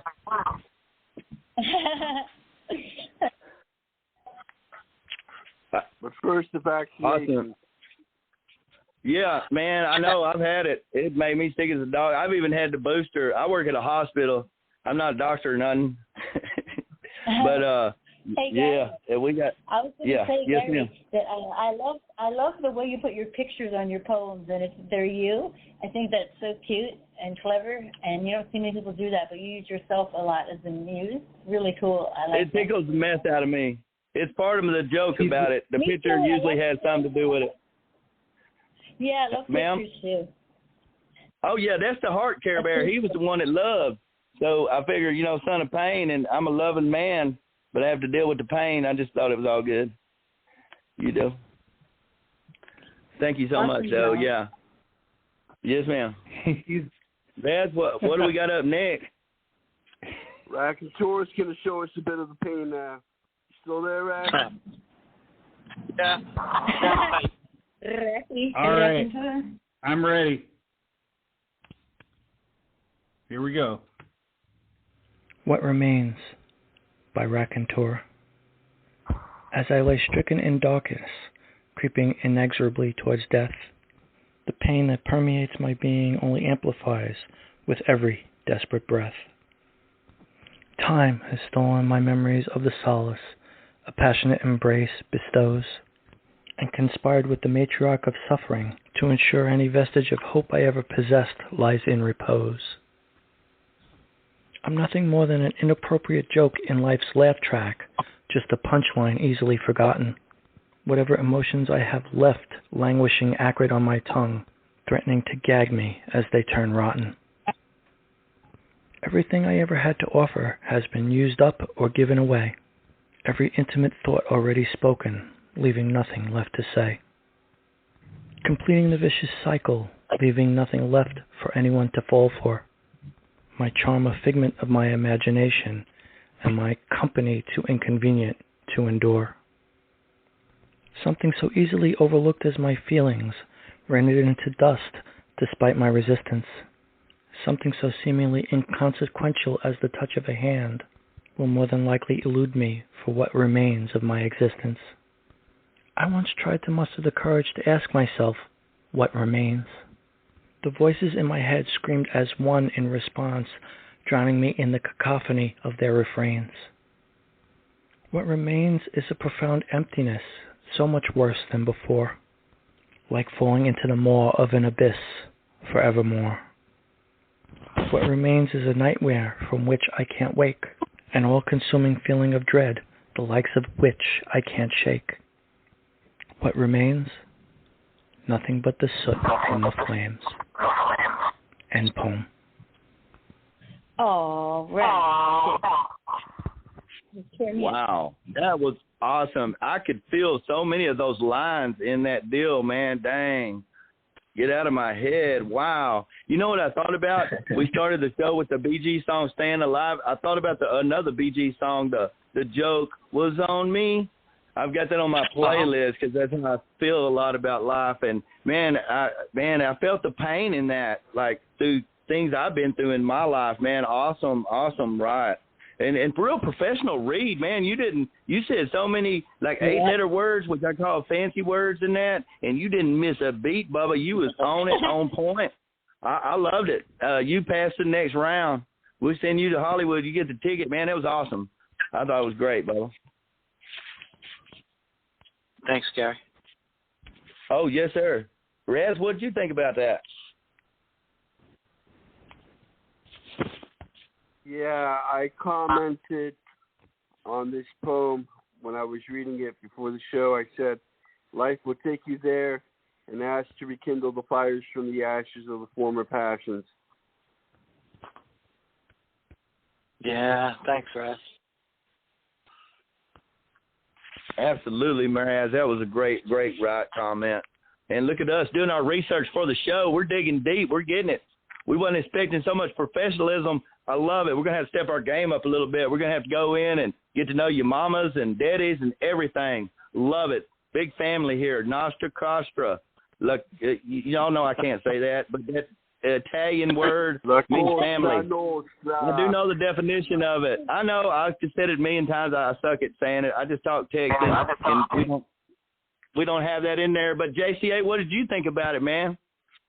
Oh my gosh, Rack can define pain like no one I know. He brings out the words, and then his voice just absolutely shatters whoever's listening. And that's the way this whole thing feels. This is like a shattering. This is like someone who is just you know what, pain become, you know, and I'll say it every once in a while, pain becomes so common in life that you just don't know what it's going to be like without it. And I think this is a powerful piece with that, and just incredible. Wow. Jay, will you read what Lestat put on the board, please? Lestat said a powerful crescendo and ending. Your recording was really quality. You read it very well. There was a couple words in the poem for that you skipped over the reading. Sorry to point. Oh wait, is that what you wanted, Boo? I just given him a compliment there, which he does at the end. But I mean, yeah. Yeah. Since he's a perfectionist. Yeah. No, I actually like to know that, because I know I do it, I don't catch it, obviously, otherwise I would end up re-recording it. You know, the way that I do the recordings, sometimes I memorize the verses, and then I record them, and then I pause it, and then I go on to the next one, because I can't read it straight through. So, you know, I tend to do that sometimes. I remember a previous draft. You know, this show is therapeutic, he said. That's cool. Yeah. Awesome. Miss Boo, what did you think about it? Yeah, we talked about this one earlier, and I nominated this one too. This is pain right here, like personified, and the voice is made for poetry, and so honest. And it's like I heard after I got finished reading this, everything I ever had to offer has been used or given away. Every intimate thought already spoken, leaving nothing left to say. When you feel like you're at that point where you have nothing left, no voice left, no words left, that's a pretty lonely spot to be in. And what remains, I mean, how many times we think we're empty or we're lonely, then we find something else, we find someone else, even when you're in their lowest point in life. This is really moving and really, really great work. And you read amazing.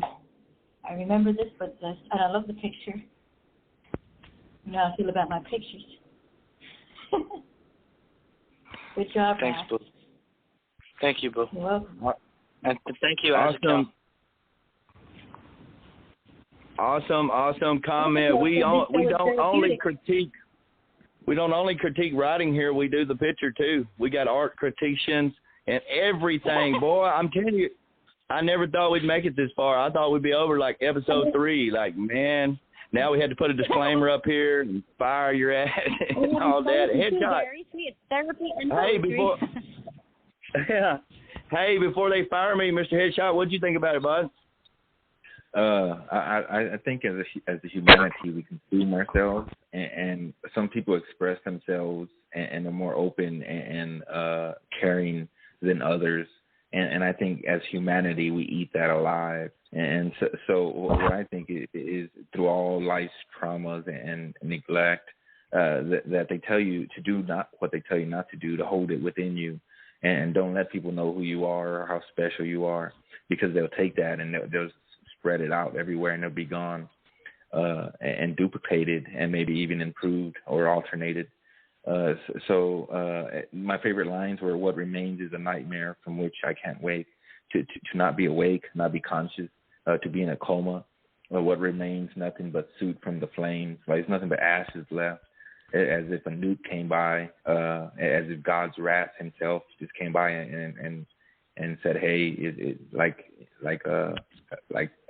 couldn't even tell you." But I think it was a great ride. Thanks, Headshot. Absolutely. Awesome comment. Razz, what we got up next, buddy? Yeah, we're going to need a reader here for Deanne. Boo? No, we got a SoundCloud. Reading? Oh, yeah, the SoundCloud, Jay? Yeah, do the SoundCloud. Bring up the sound. All right. Oh. I'll go for the Clive. Yep. So here we go. A paper cut bleeds. My limbs of hope wilt in smoldering ash. Kaleidoscopic colors smear in a desert sun.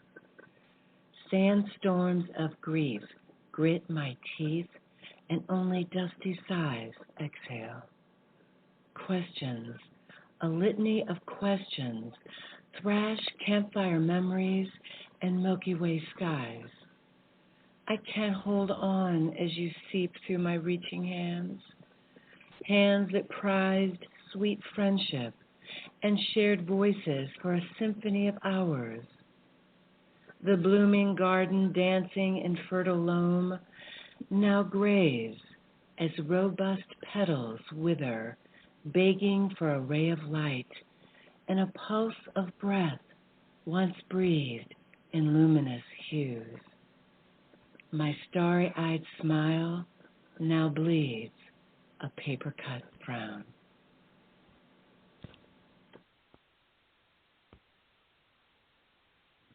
Awesome poem, man. I love her voice. It was so calming, you know, and so like, this is it right here, and not going to go up or down. You know, it reminded me of like Bob Ross talking. I love that about her voice right off the bat. But she started with the pain, buddy, paper cut, bleeding. That's the worst.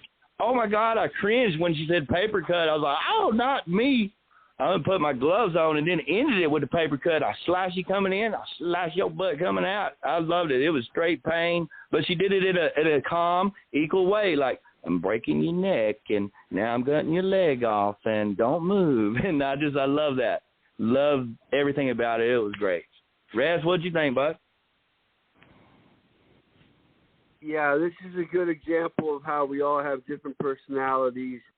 I have the impression this one paper cut made that person all that more resentful towards the fact they would ever feel any kind of pain. So it just brings them on a whole other level when confronting that issue, that there's not anything that should hurt.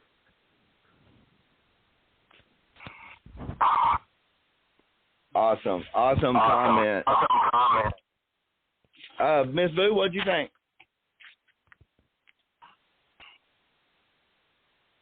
Didn't I comment already? Or? No, this is Deanne. Oh, my God. I totally missed it. I was down in the laundry room. I'm so sorry. I will read it. I apologize.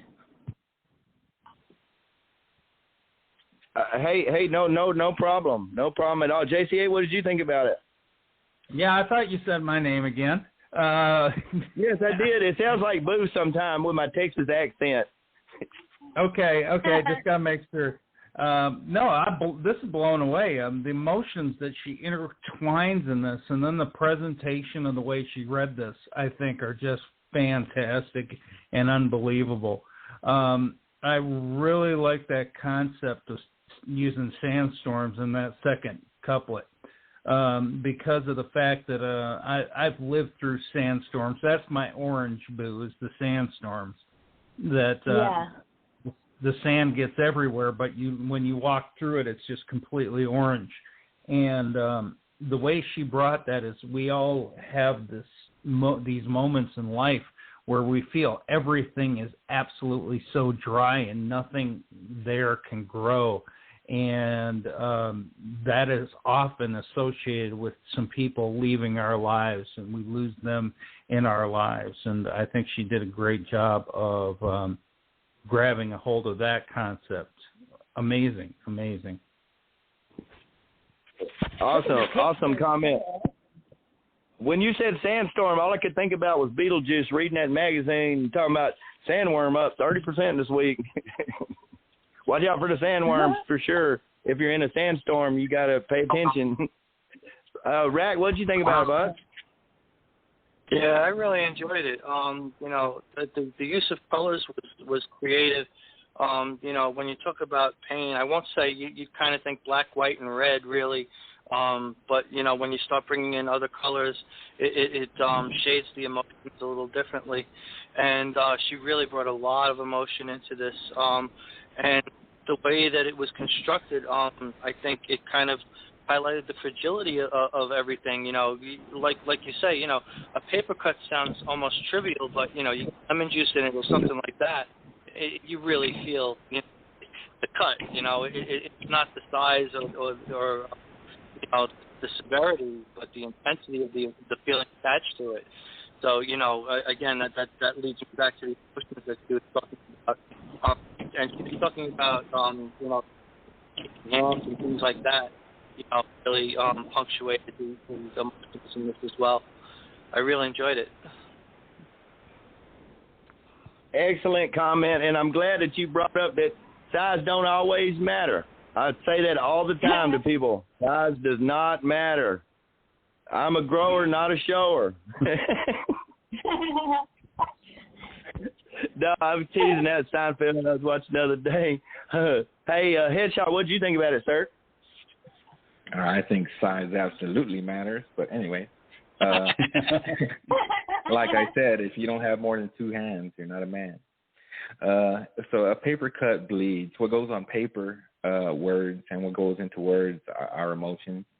I love the sand part and dust storms and breathing dust or whatever it was, sand, dusty sighs, exhale. And then I saw the ending of whatever you were ending, whatever was ending. No offense, but so what I saw was the Iraq soldiers. It's a different time now, and it's the first war where you can shoot women and kids because they were attacking us rightfully. They've done it before, but they were wrong for doing it. So this time it was correct. We were able to do it. So we have soldiers from back in the day who were against the gay because that's what we were taught. And also with a different mindset, coming to the present day and sharing our beliefs as well upon everybody else's.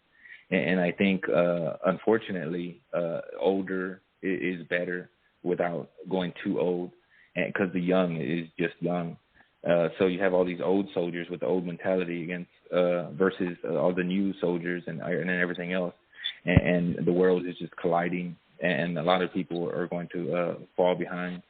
So it's very important who's in the lead and how we conduct ourselves as we lead. I thought it was a great ride. Awesome perspective, man. I love the way you look at things. I feel you. That's good. Great comment. I know, I hear that, and I hope that it's not me. I'll mute quick, but yeah, I'm in my living room, but it don't echo. Miss Boo, did you get a chance to, what did you think about it? Did you get a chance to read it? This is incredible. Yeah, this is incredible, really. I love the picture, but the poem is incredible. I mean, she said, I think she's talking about, I love this one, questions, a litany of questions, thrash, campfire memories, and Milky Way skies. She speaks to her hands that prize sweet friendship. So this reminds me of somebody who screwed her over, who was a friend, and just burned her trust and burned her friendship. I mean, and it's just really short brevity too, but my starry-eyed smile now bleeds a paper cut. Oh, God, that's so she believed in this person. She saw something in this person. She trusted them, and they just fucked her over, is what I said here, and destroyed her. I don't know if I'm right, but the wording alone is just so strong. It's just really, really good. Awesome view of the way you're looking at it, man. That is awesome. By an expert of being screwed over, I feel that. Absolutely. Razz, what do we got up next, man? Yes, by talking about that crap. Of the back panel, here's Rob Cohen. Okay, I'll go ahead. I will read this for him. And this is called Poetic Painted Pain by Rob Cohen. And it goes like this. The straw roof of the globe burnt in a military prop mishap of cannonball proportions to commoner circus clown cheers while Shakespeare put his quill to the scroll for the 66th sonnet of an emotional roller coaster on tombstone engraved couplet tracks. Bedraggled Baltimore ballroom disregard and drunken disdain for the brooding Poe, who would beg for brandy and beer and for an ear to hear the dark gloom and doom lines about a raven and tortured dreams, instead to suffer jeered jog-on signaling and a chorus of laughter at the expense of the disaster artist. White-dressed Emily, who wrote and wrote unreleased poems in bedroom-bound isolation about death, desolation, and depression on thousands of pages without public printing, but for iconic immortality, celebrating her secluded, sullen songs and poems. On the picture-perfect pages painting the wasteland by Eliot's hand, which reshaped the literature landscape with escaped American delusion for London town relocation to find English moody weather and dead tree displeasure and desires which never bloomed in anguished April spring. Stop clocks and cut off headphones in Auden's blues and age of anxious angst, which could be traced to the displaced detachment of irony and the unsympathetic public who wouldn't lend a shoulder for the melancholic mourner. Shock therapy in bell-jarred jail cells and seeking grave thrills by sleeping pill, deathbed resting place ambition, darkness binding the mirror reflection and torturing tulips which stole breaths and blinded teary eyes with bloody red stinging sights burning through baking ovens.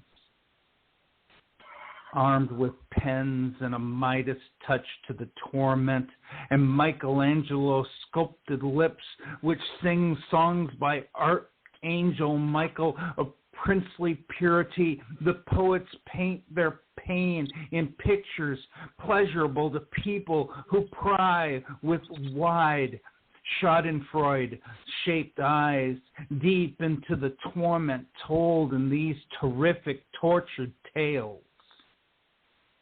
The poet is burdened with beastly baggage and bears the brutal blows of exaggerated emotion as a byproduct of serotonin-deprived sensitive souls, yet in the throes they convey their woes in wonderful artist poems that the flock mock and label in barrels of laughing stock, marred by marketplace disgrace that the writer will face in their daily disdain. End poem. You go, boy. Great read. Alliteration. Wow, that's what I was going to say, man. Great read. It was like Peter Piper picked a peck, and you were killing it, man. I love that.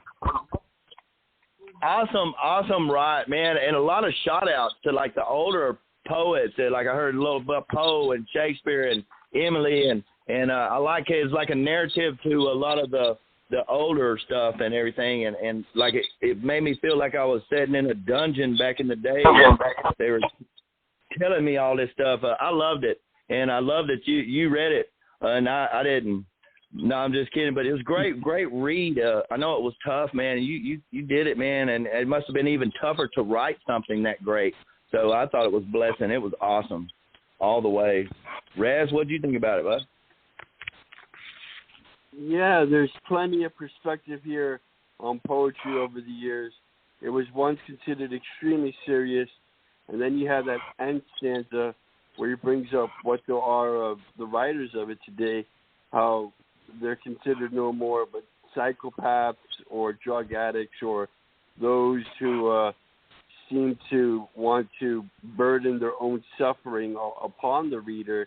And so that's definitely a realistic perspective that the respect there is for the craft has waned as years gone by, that we fit more of this description in that annotation notes by Søren Kierkegaard of what is this poet but someone who is tormented, and there's that rare occasion when in all that screaming of being tortured, you hear the music. Awesome perspective and comment there, Razz. Boo, what did you think about it, ma'am? I kind of think he's speaking of like how the poets are like tortured artists, you know, and how people try to fit into that category. Shows that, oh, that person's a poet or they're an artist, so they're automatically eclectic and kind of weird and funky. And he's saying, I think be your own person, kind of, is what I see, and giving ode to other poets that may have influenced them. And JCA thought it was an amazing read and interesting poem. Absolutely. And before I get JCA's amazing comment on this read he did, Headshot, what'd you think about it, bud? I pinned this one. This is my favorite poem of all time. It's basically a mirror of myself, and I love it. I look up what I hate about Capricorns just to see what people hate about Capricorns, and I love that energy. This was just absolutely amazing. I think it reflects the truth that poetry expresses people's emotions more than any other writing, and that if we're going to change the world, why not do it through poetry, being the purest of the human soul. So I think this is a great place to start to change the world, and I think we're doing pretty good at it. It's great, right? There you go.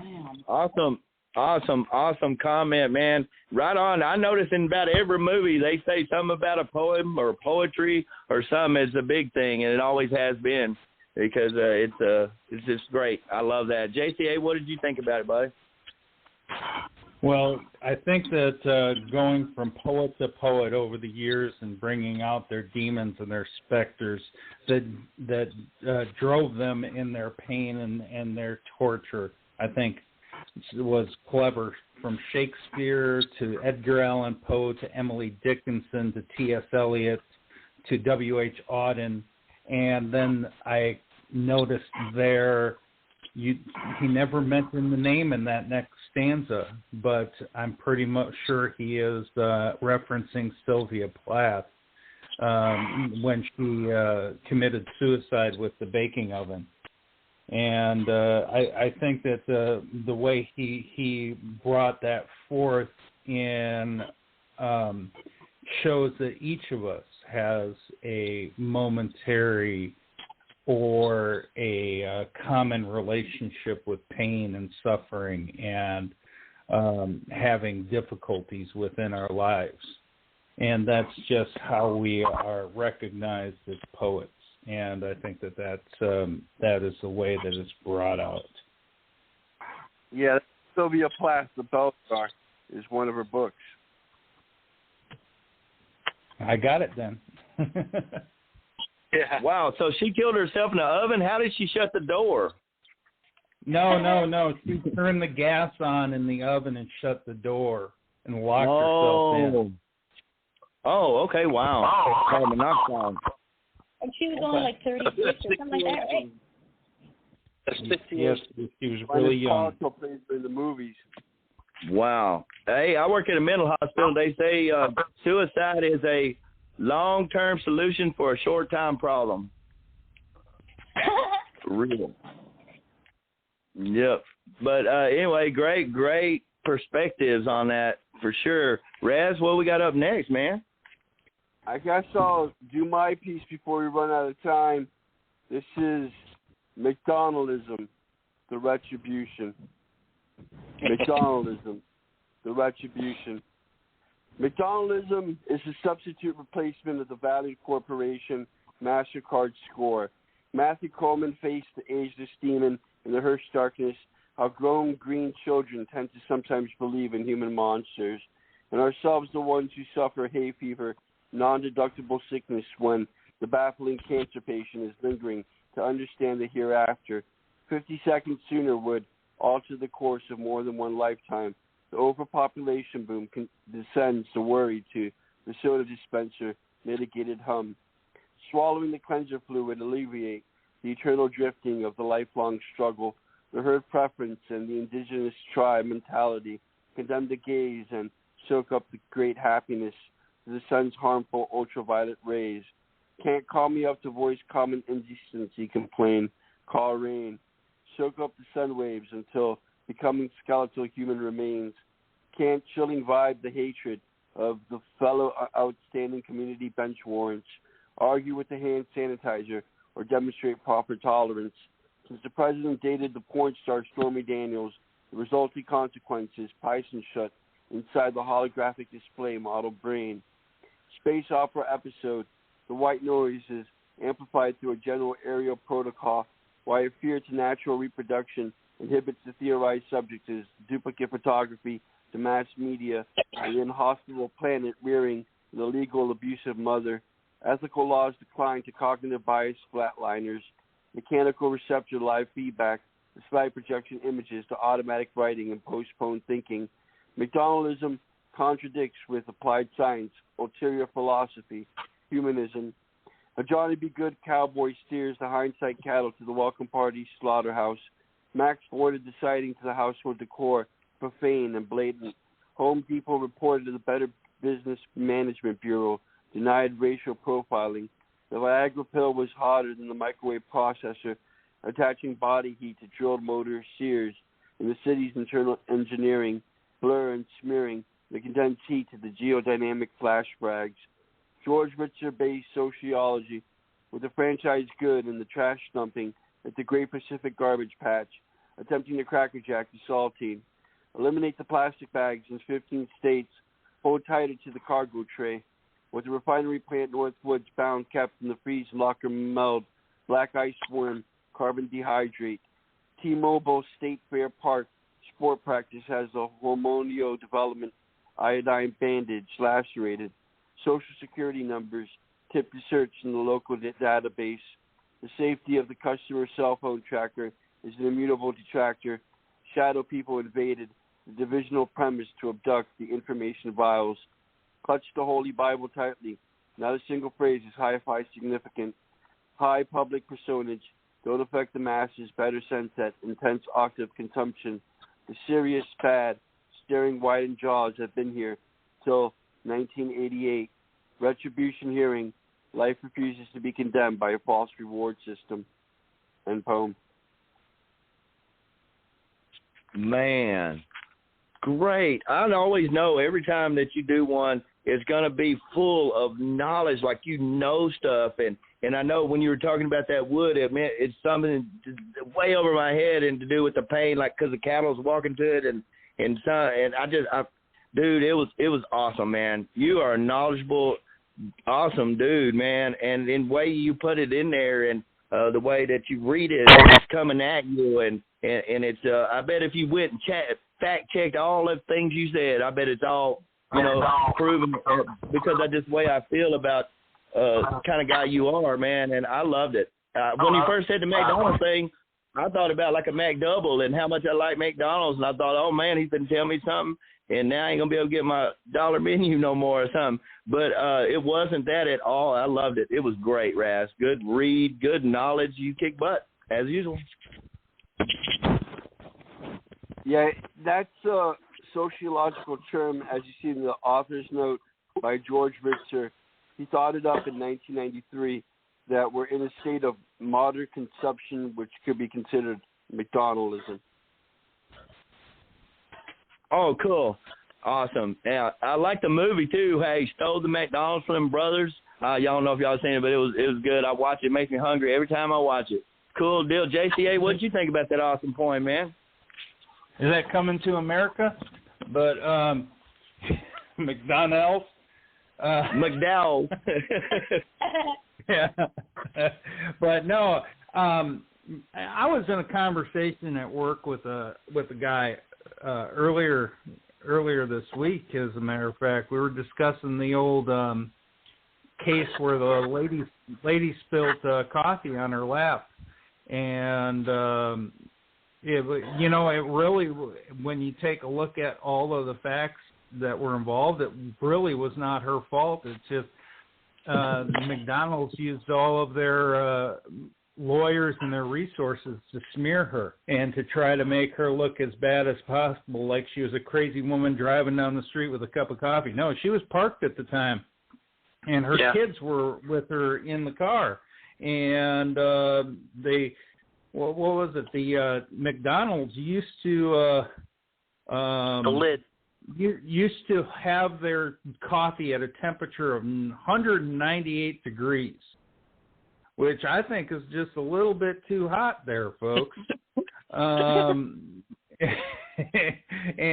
But I can, like I said, this whole thing showing of the consumption and the greed of our society. I think that you did a great job on bringing that forth, Razz, and it's something, once again, you brought your great intelligence into it, and everything that you always tie into it, absolutely amazing and stunning. Great job.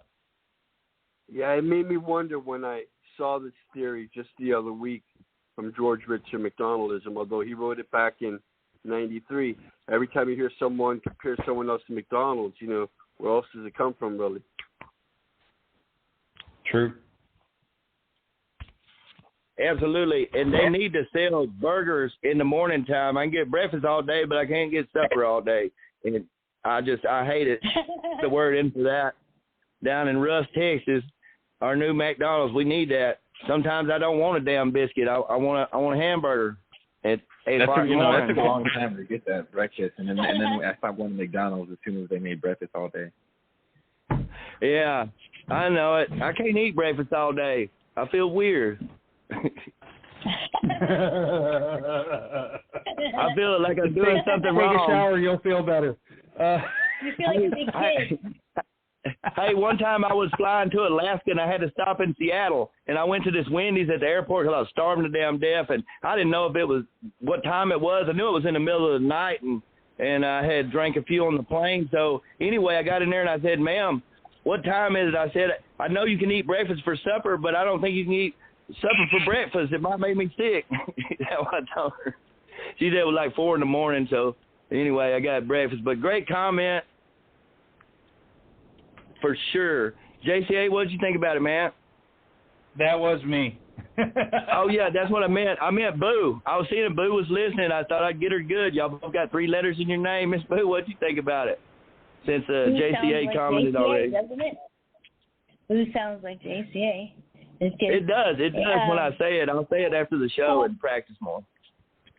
I think he's talking about, like the greed and just the overindulgence and like how much money we waste and throw away, and how greedy and gluttony we are, really. And McDonald's, every time you think of gluttony, especially since that movie Super Size Me, everyone thinks of McDonald's, and it's so true. And I was watching a documentary about how much food we waste, and it's outstanding. They're talking about companies and this is fun. I thought this was funny. Girl Scouts is one of the biggest ones, they said, because they throw away all cookies that are broken.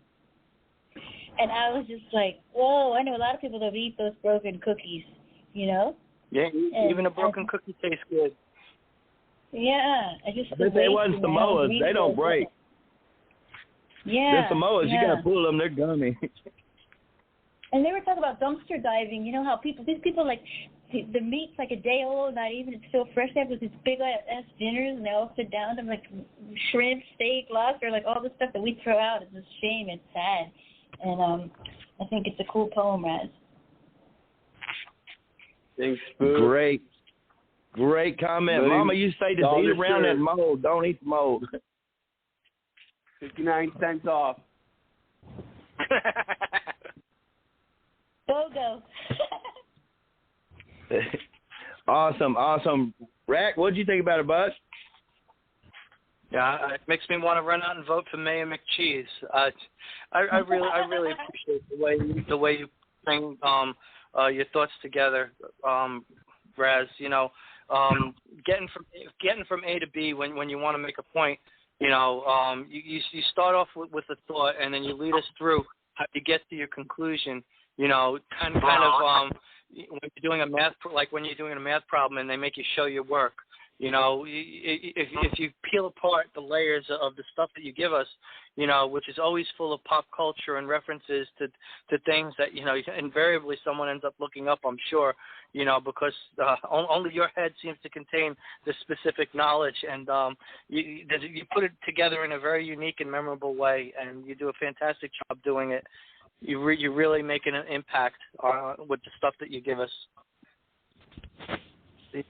Rack, yeah, there are references in my work. I'm not trying to brainwash you with false subliminal messages. No, I know that, and I greatly appreciate that, actually, because some people just offer shit up as fact and don't quantify what they're talking about. You don't just say this is the way it is. You say this is why you shouldn't believe this is the way it is.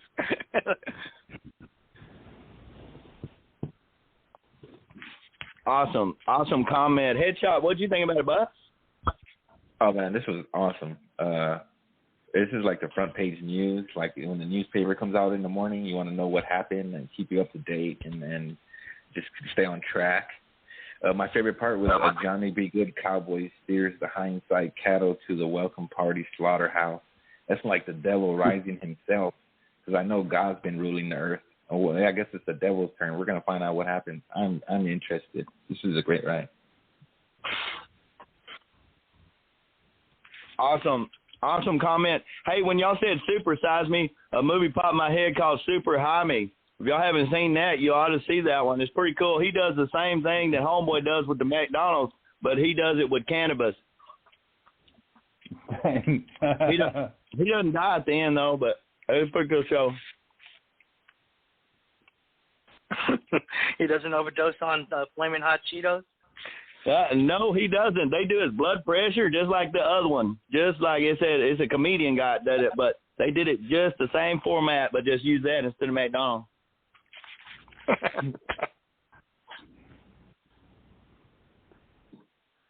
Pretty cool flick. Well, Razz, what we got up next, buddy? You're all out of shots for McDonald's, all right. We're going to need a reader definitely this time, because it says so there on the board, unless JCA pulls out the soundcloud out of nowhere for Laughing Soul. So, Boo, would you please do the honors?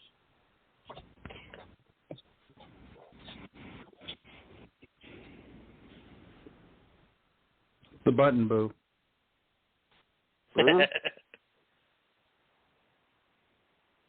Oh, sorry, I'm here. I'm tripping. Sorry. Laughing Soul, okay. She doesn't have the SoundCloud, huh, Jay? Nope, not for this one. Okay. Broken trust never repaired a laughing soul. She never learned let the breeze play with her hair. Feared she'd laugh. With the wicks she'd be there.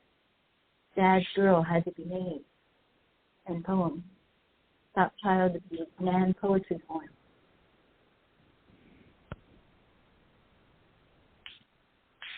Great. And poem. Oh, sorry, and poem. Oh, it's okay. I know. I thought I had screwed up, man. That's my biggest fear, is to jump in there and it was just like between paragraphs, a breath or something, and like, God, I'm an idiot. Like, yeah, that was great, half of it, but no, I thought it was really good. Huh? Is that like a haiku or was it a man poem? I never heard of that. Huh. Yeah, I thought it was good. It was short and sweet and good, and it was good read by you, and it's one of those real great descriptive. Great poems. That's what I think is like if I was drawing a graph of a poetry, it would be right there in that. And I thought it was great. I think everything she does is pretty good. I always catch her name, every time. It's like, oh, what's she done? And this is one of those I thought was great. Great read, great write. Razz, what do you think about it, bud? Hey, Jay, what's the man poem? Yeah, you brought this up earlier in the show with Sky's Right. That had to do with the Deadlights, child abuse. So here in this poem, I just like to say that it's one of the most violent of all crimes, because when a person is young, they have no idea how to defend themselves. Unlike when you're older, you can accept any form of pain. So it definitely hurts a hell of a lot more for the young to go through these kinds of acts of violence. Right on. Nobody puts baby in the corner, damn it. JCA, what do you think about it, bud? I think it was hard hitting. It was a punch in the gut, and it was just absolutely brilliant way that she put it forward. I'm putting the Nani form out there, but this is, I love how she put this together. It is like straight from the eyes of the child, which is the way that when most people in the world look at child abuse, they don't look at it from the eyes of the child. But that's the way we should look at it. And I love this message. I love the way that she did that. Incredible job, Laughing Soul. Awesome job. Awesome.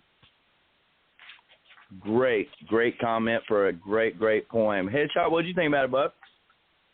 I think this is the best kept secret right here. She never. I have no idea where you got kids from, but this is what I got. She never let the breeze play with her hair. And yeah. I don't know. Yeah. So I don't know if you believe that man can control air. Feared she'd laugh.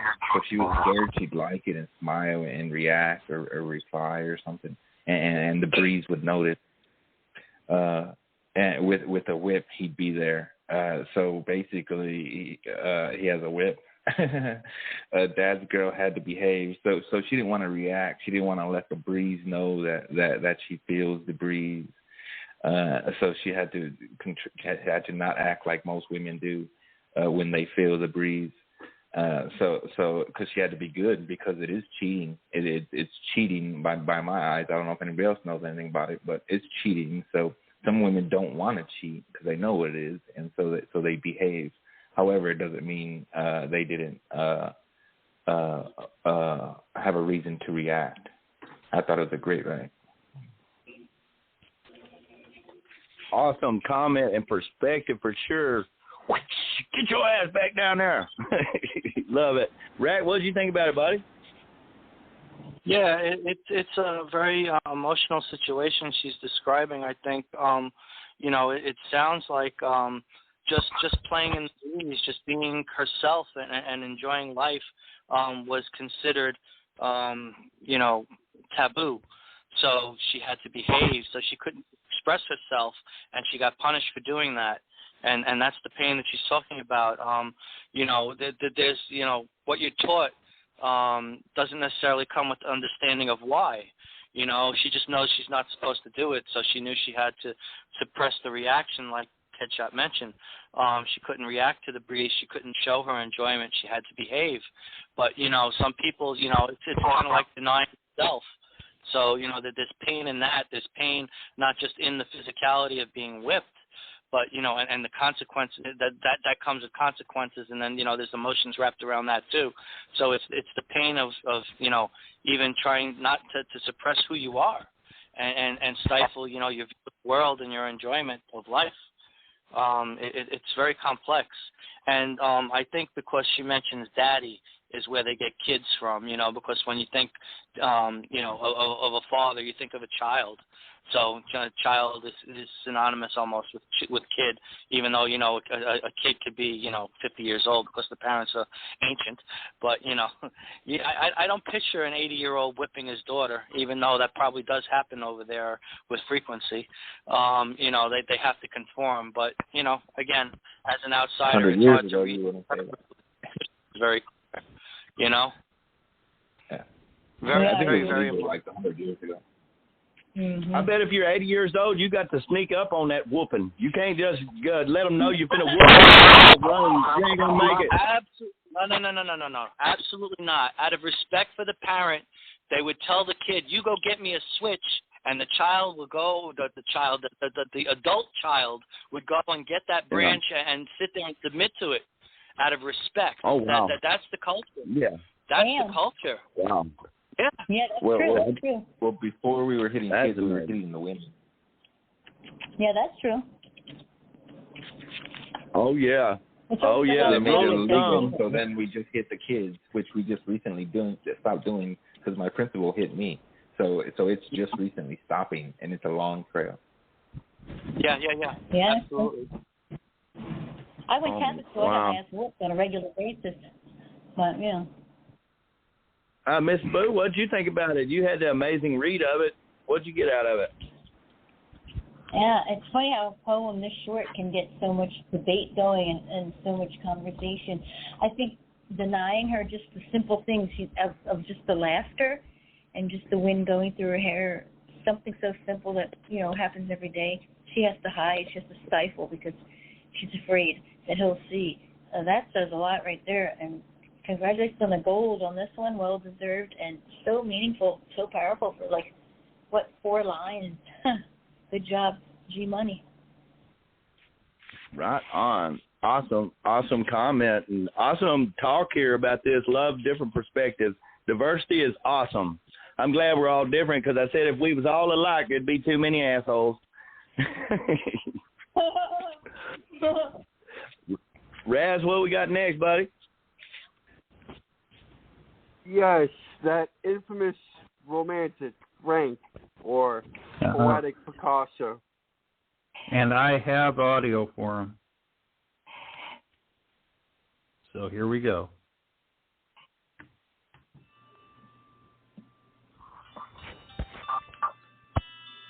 Mi amor.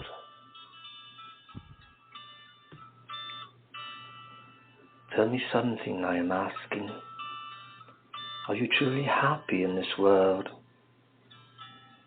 Or do you need one good man like me to love you so much? I know that you are just tired of being alone at night time, watching twinkling stars glow, all by yourself at the beach. Sometimes you seem to feel like giving up on life in love, but I am here to make you believe that a star has fallen from the sky. I am that bright shine of that star, and my lasting glow covers the sea with shades of the alabaster moon as I stare into the beauty of your eyes. I can sense when you are down, sad and depressed to look at me, for your smile becomes a frown, and your tears just fill up the sea. The sea is the refuge for love, and the gentle currents flowing caress us in a warm embrace. When we emerge into the waters, I wait by the serene edge of a shore as the tides recede with the ebbs, but I can't seem to stay for long without longing to see you again. Tell me something, I am asking. Is it too hard to say I love you, or am I only searching then for the sea to swallow me in the shallow waters of love? In the shallow waters of love.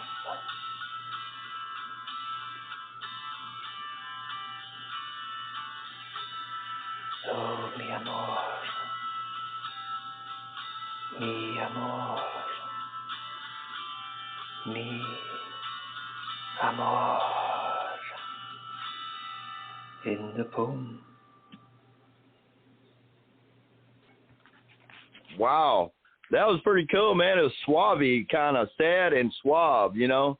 I pictured Don Juan, you know, writing this on a beach down in Mexico, you know, just looking up and writing it, man. This chick had left him, and I thought it was awesome. It had the little guitar in back, you know. It was like a little cat sitting 10 feet behind him, just plucking away, and the wind's blowing, and he's crying and writing it, and That's just how it made me feel. And anything that you read or write or hear, and it makes you feel any kind of good way or something, I think it's to the good, man. I thought it was great. I wish I could talk like that. I'd probably do better on the beach. But, yeah, cool voice, man. Murmura is what I would say back at you, you know. Great one, man. Razz, what did you think about it? Yeah, I see on the board Frank in the Ring of Fire, or that's the one true ring that could bind them all. Not positive which. It's a great picture of him, the romantic. And here, although all these messages are supposed to do, it would seem, with love, I had my own flashback when I was a child in Atlantic Beach over by Southside Miami. I went swimming, and then a little bit half a mile off, I found a sandbag, one of those low level of waters, and I you could just rest there in that sandbag like it was no more than 2 or 4 feet off the shore. Man, that is awesome. I wish I was a little kid there playing with you. Spend the night eating lobster with you and your family and all that. Dang, I missed out. Cool comment. Awesome. JCA, what'd you think about it, buddy? Well, I got to tell you once again, Frank is just an absolute stunner of a performer. He knows how to put it all out there and put it all on the line, and he just did with this one as well. I was really, really impressed with it. Wonderful job, Frank. The pain that it was within yearning, I think, is what was grabbed a hold of here, and he just brought that forth in a great way. Amazing. Awesome comment. Miss Boo, what did you think about that?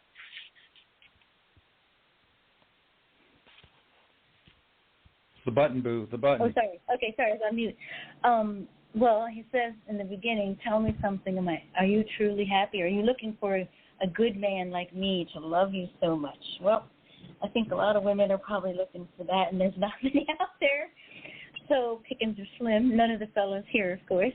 But they're tired of being alone in the nightmare. And there are so many women like this, so lonely, so alone, always looking for something better, and just looking for anybody to heal their wounds and lift them up. And but he's really in tune with this chick because he feels when she's down and he feels when she's depressed, so he's feeling her vibe, which is good, and he's offering to give her a place to be serene and a place for her to, like, rest her head comfortably, knowing that he's got her back and he loves her, and isn't that what every woman wants? And then he says he's searching for the sea to swallow me in the shallow waters of love, because it's also a belief and a faith, and you have to take a leap and a faith and a trust, and it's trusting. And then a lot of times you get fucked over, so you never know if you're going to drown or swim. So I think it's a risk, too, is what he's saying there, and it's very well done. And I love the picture. I already saw the picture. He thought it was funny. So good job, Frank. Mi amor. Murmura. Great comment. What did you think about it, buddy? Oh, man, I have an endless amount of things to say about this. A few of them would be, I'll try to be, an alternative perspective would be, well, first of all, I'll just say I love the last line, in the shallow waters of love. In shallow waters, there's sharks. You got the whole ocean.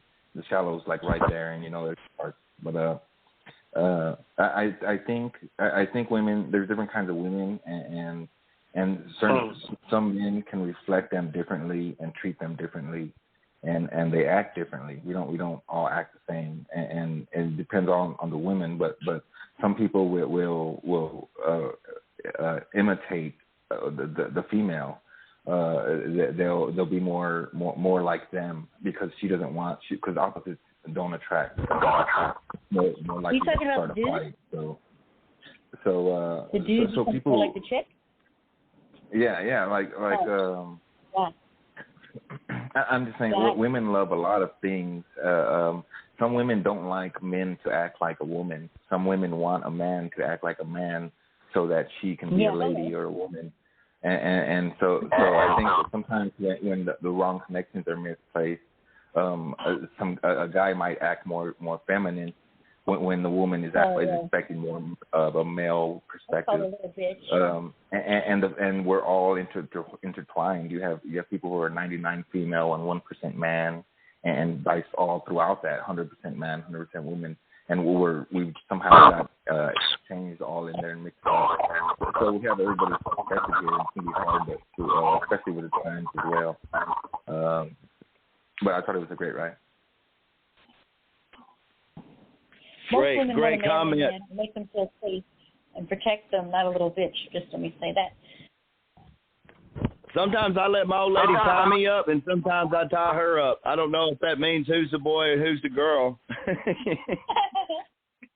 My mom neither one of us is a vacuum cleaner. It depends on what you're tying each other up with. Yeah, Rag, what do you think about it, man? I think the real pain is behind the emotion of what he's offering. You know, he's willing to lay the world at this person's feet, but you know, as far as she's concerned, it's meaningless because it's coming from him, and that's where the pain comes, because you know you're offering everything, and they're like, you know, oh, you? No thanks.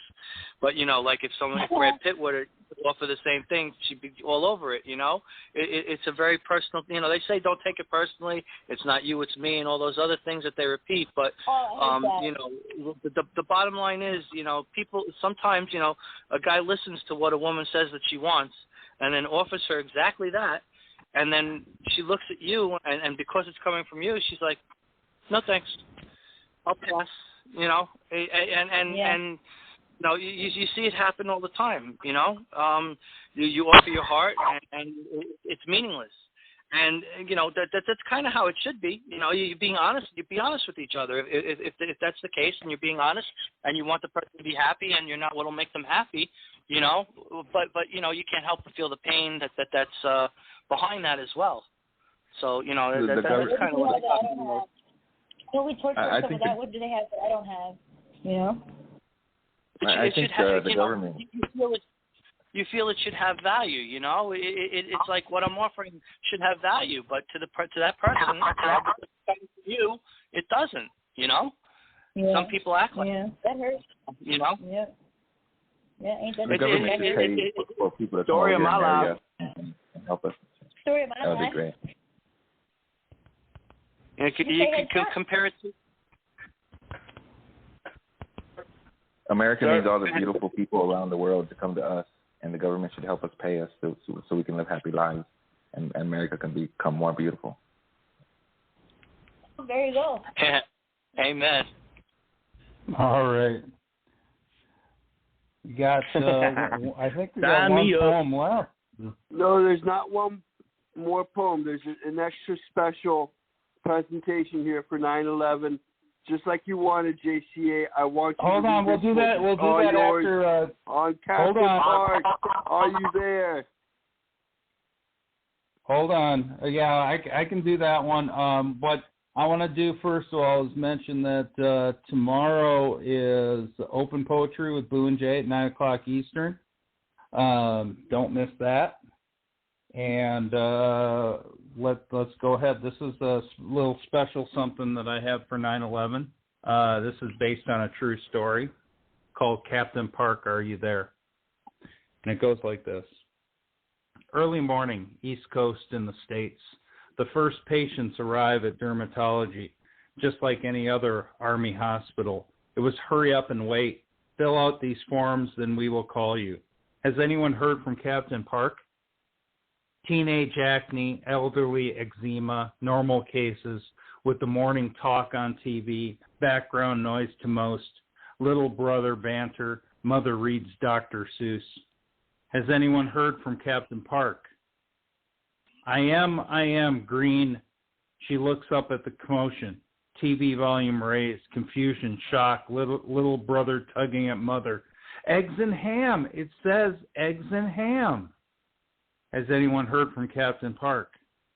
planes and buildings, fires and screams, what is happening, all those people falling like hail, mother holds brother so he can't see. Has anyone heard from Captain Park? Word is now explosions at the Pentagon. My God, Captain Park transferred there 2 weeks ago. Talk to us, Captain Park. Cell phone silence. Radio silence. No one heard from Captain Park. End poem. Oh, man, that was pain. Wow, man. Good one. Dang, I hate it for him. That sucks. Not the poem. Not the poem don't suck. The situation sucked. It was but yeah, man, yeah. I remember. They said we was going.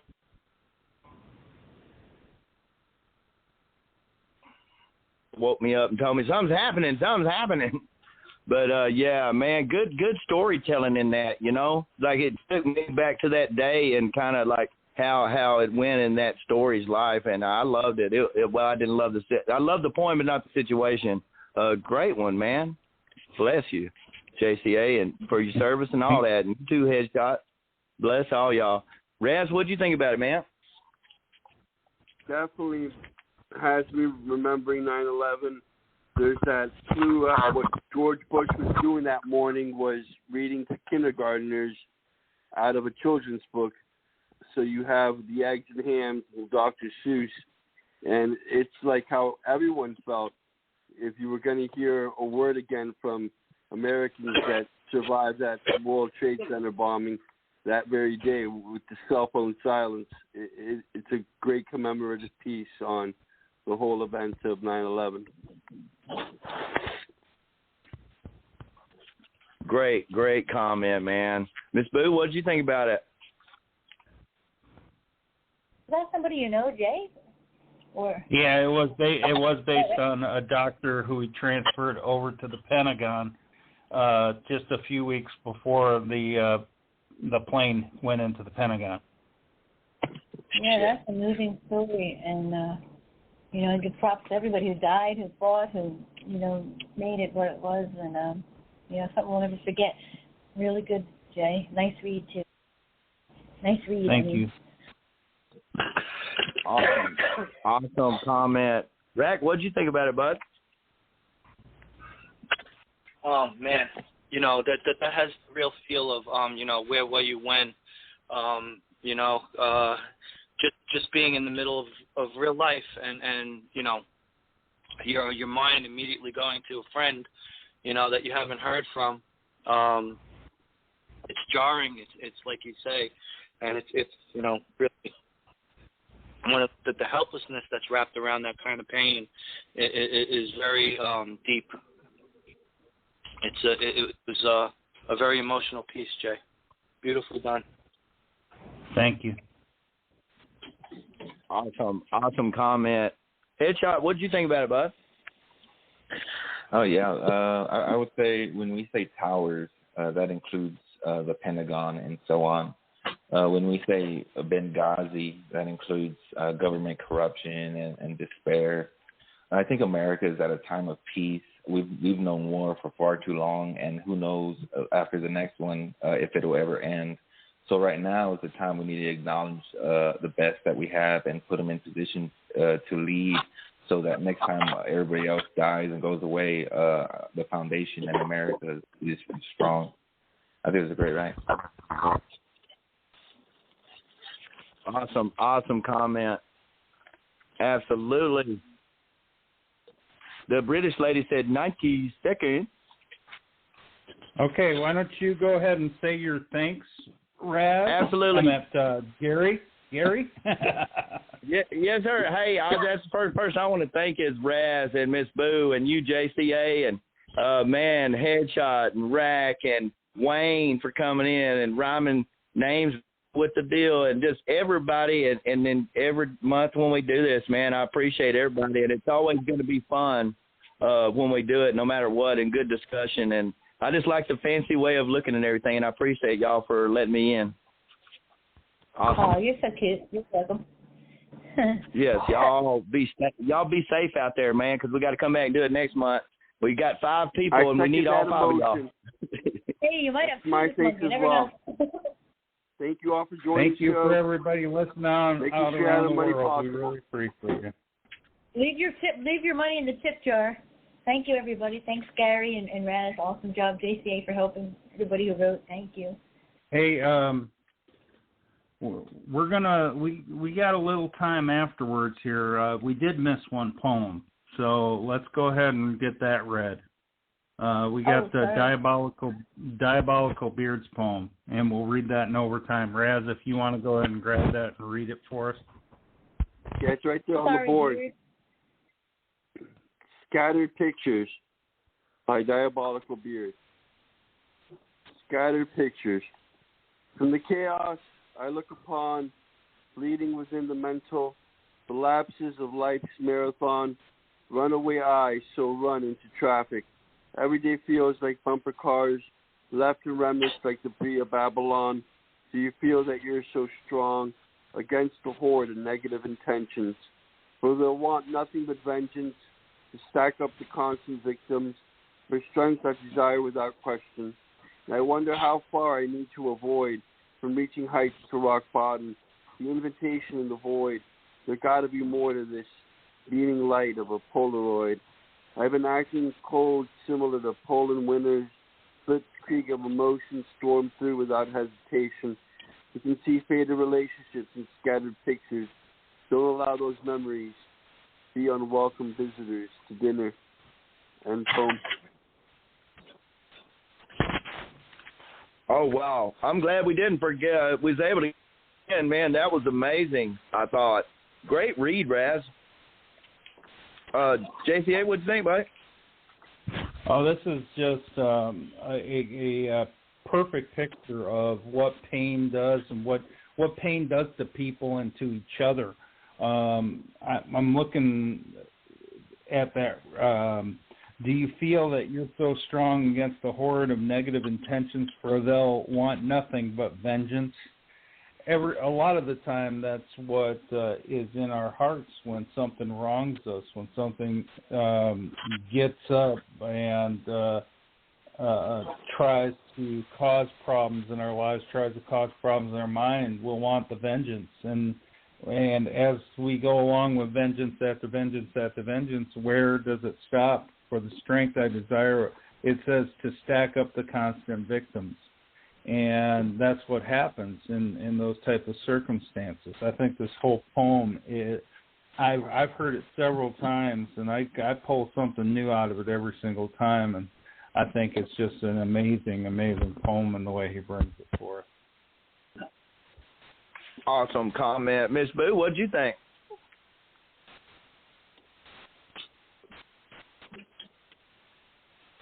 The button, Boo. The button. Sorry, I'm tripping. Every time I read Beard, he gets better and more. I don't know. He used to be so hard for me to understand, but now he's getting. I think it's getting a lot more easy. The strong emotions with a lot of great words there. Everybody feels like bumper cars left in remnants and debris of Babylon. Whoa, that's pretty deep there. I think that, poets are like sensitive, and especially men, women, and women want men to be more, I think, sensitive, but that doesn't always happen. And you see faded relationships and scattered pieces here. Really well written and unique, right? I thought it was really, really good. I'm surprised I didn't comment on this one before. Great poem, Beard. Think about it, bud. Yeah, are you talking about me, Gary? Yes, I was going to let you go last since you read it and everything, and you're part of the show. I was going to let you, come in the back door. Who's Buddy? Who's Bo? Where's Headshot? Did we lose Rack? Yeah, Rack is who I was talking about. I'm here. Yes, sir. What do you think about it? We'll go Rack first. Okay. Yeah. I enjoyed the idea of comparing memories to pictures. If you think about something like that, you tie the emotion to the memory, and if you think of it like a photograph, when you have those memories. You know, it's kind of like flipping through the old time photographs. Way back in the day, they had the I forget what it was called. You put the little disc in, and you push the lever, and each picture, you know, kind of just cycled through. It was really interesting. Viewmaster. Oh my God, yeah, that was it. Wow. Oh, that brings back some of the memories. Yeah. It was one of those things, you know. You had the discs, and each one had a theme, and you know, you pulled them out, and you watched, and you looked, and you know, you spent a minute, and each one kind of, you know, conjured up whatever memories that it did, you know, like in life, I think, and that's what I got from what he did. An amazing job, Beard. Awesome comment. Headshot, what'd you think, bud? Oh man, I love that Blitzkrieg 9. Don't allow those memories to be unwelcome visitors to dinner. Oh man. So you have those you accept and those you reject, and don't let it go to dinner what you can handle at lunchtime. So I thought it was an amazing night. Awesome perspective and comment. All right, man. Razz, what did you think about it, buddy? Yeah, since this is on scattered photos, it had me wondering about how much you know of anyone when you look at those snapshots. There's so much of their personal life which might not be there on the surface, that all you see is the external magnetism, and you can never be sure of how much those eyes are hiding from you.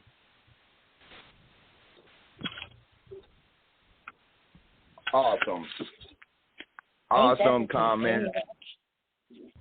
All right. Right. Hey, Gary. You. We got one last thing to do, and that's put a little boom music in, and I think we'll call it a night after that. Absolutely. Thank you. Thank y'all. Y'all be safe. We'll see y'all next time. Great Rock job, on. Thanks, From my friend D. Let's see how this goes. Oh.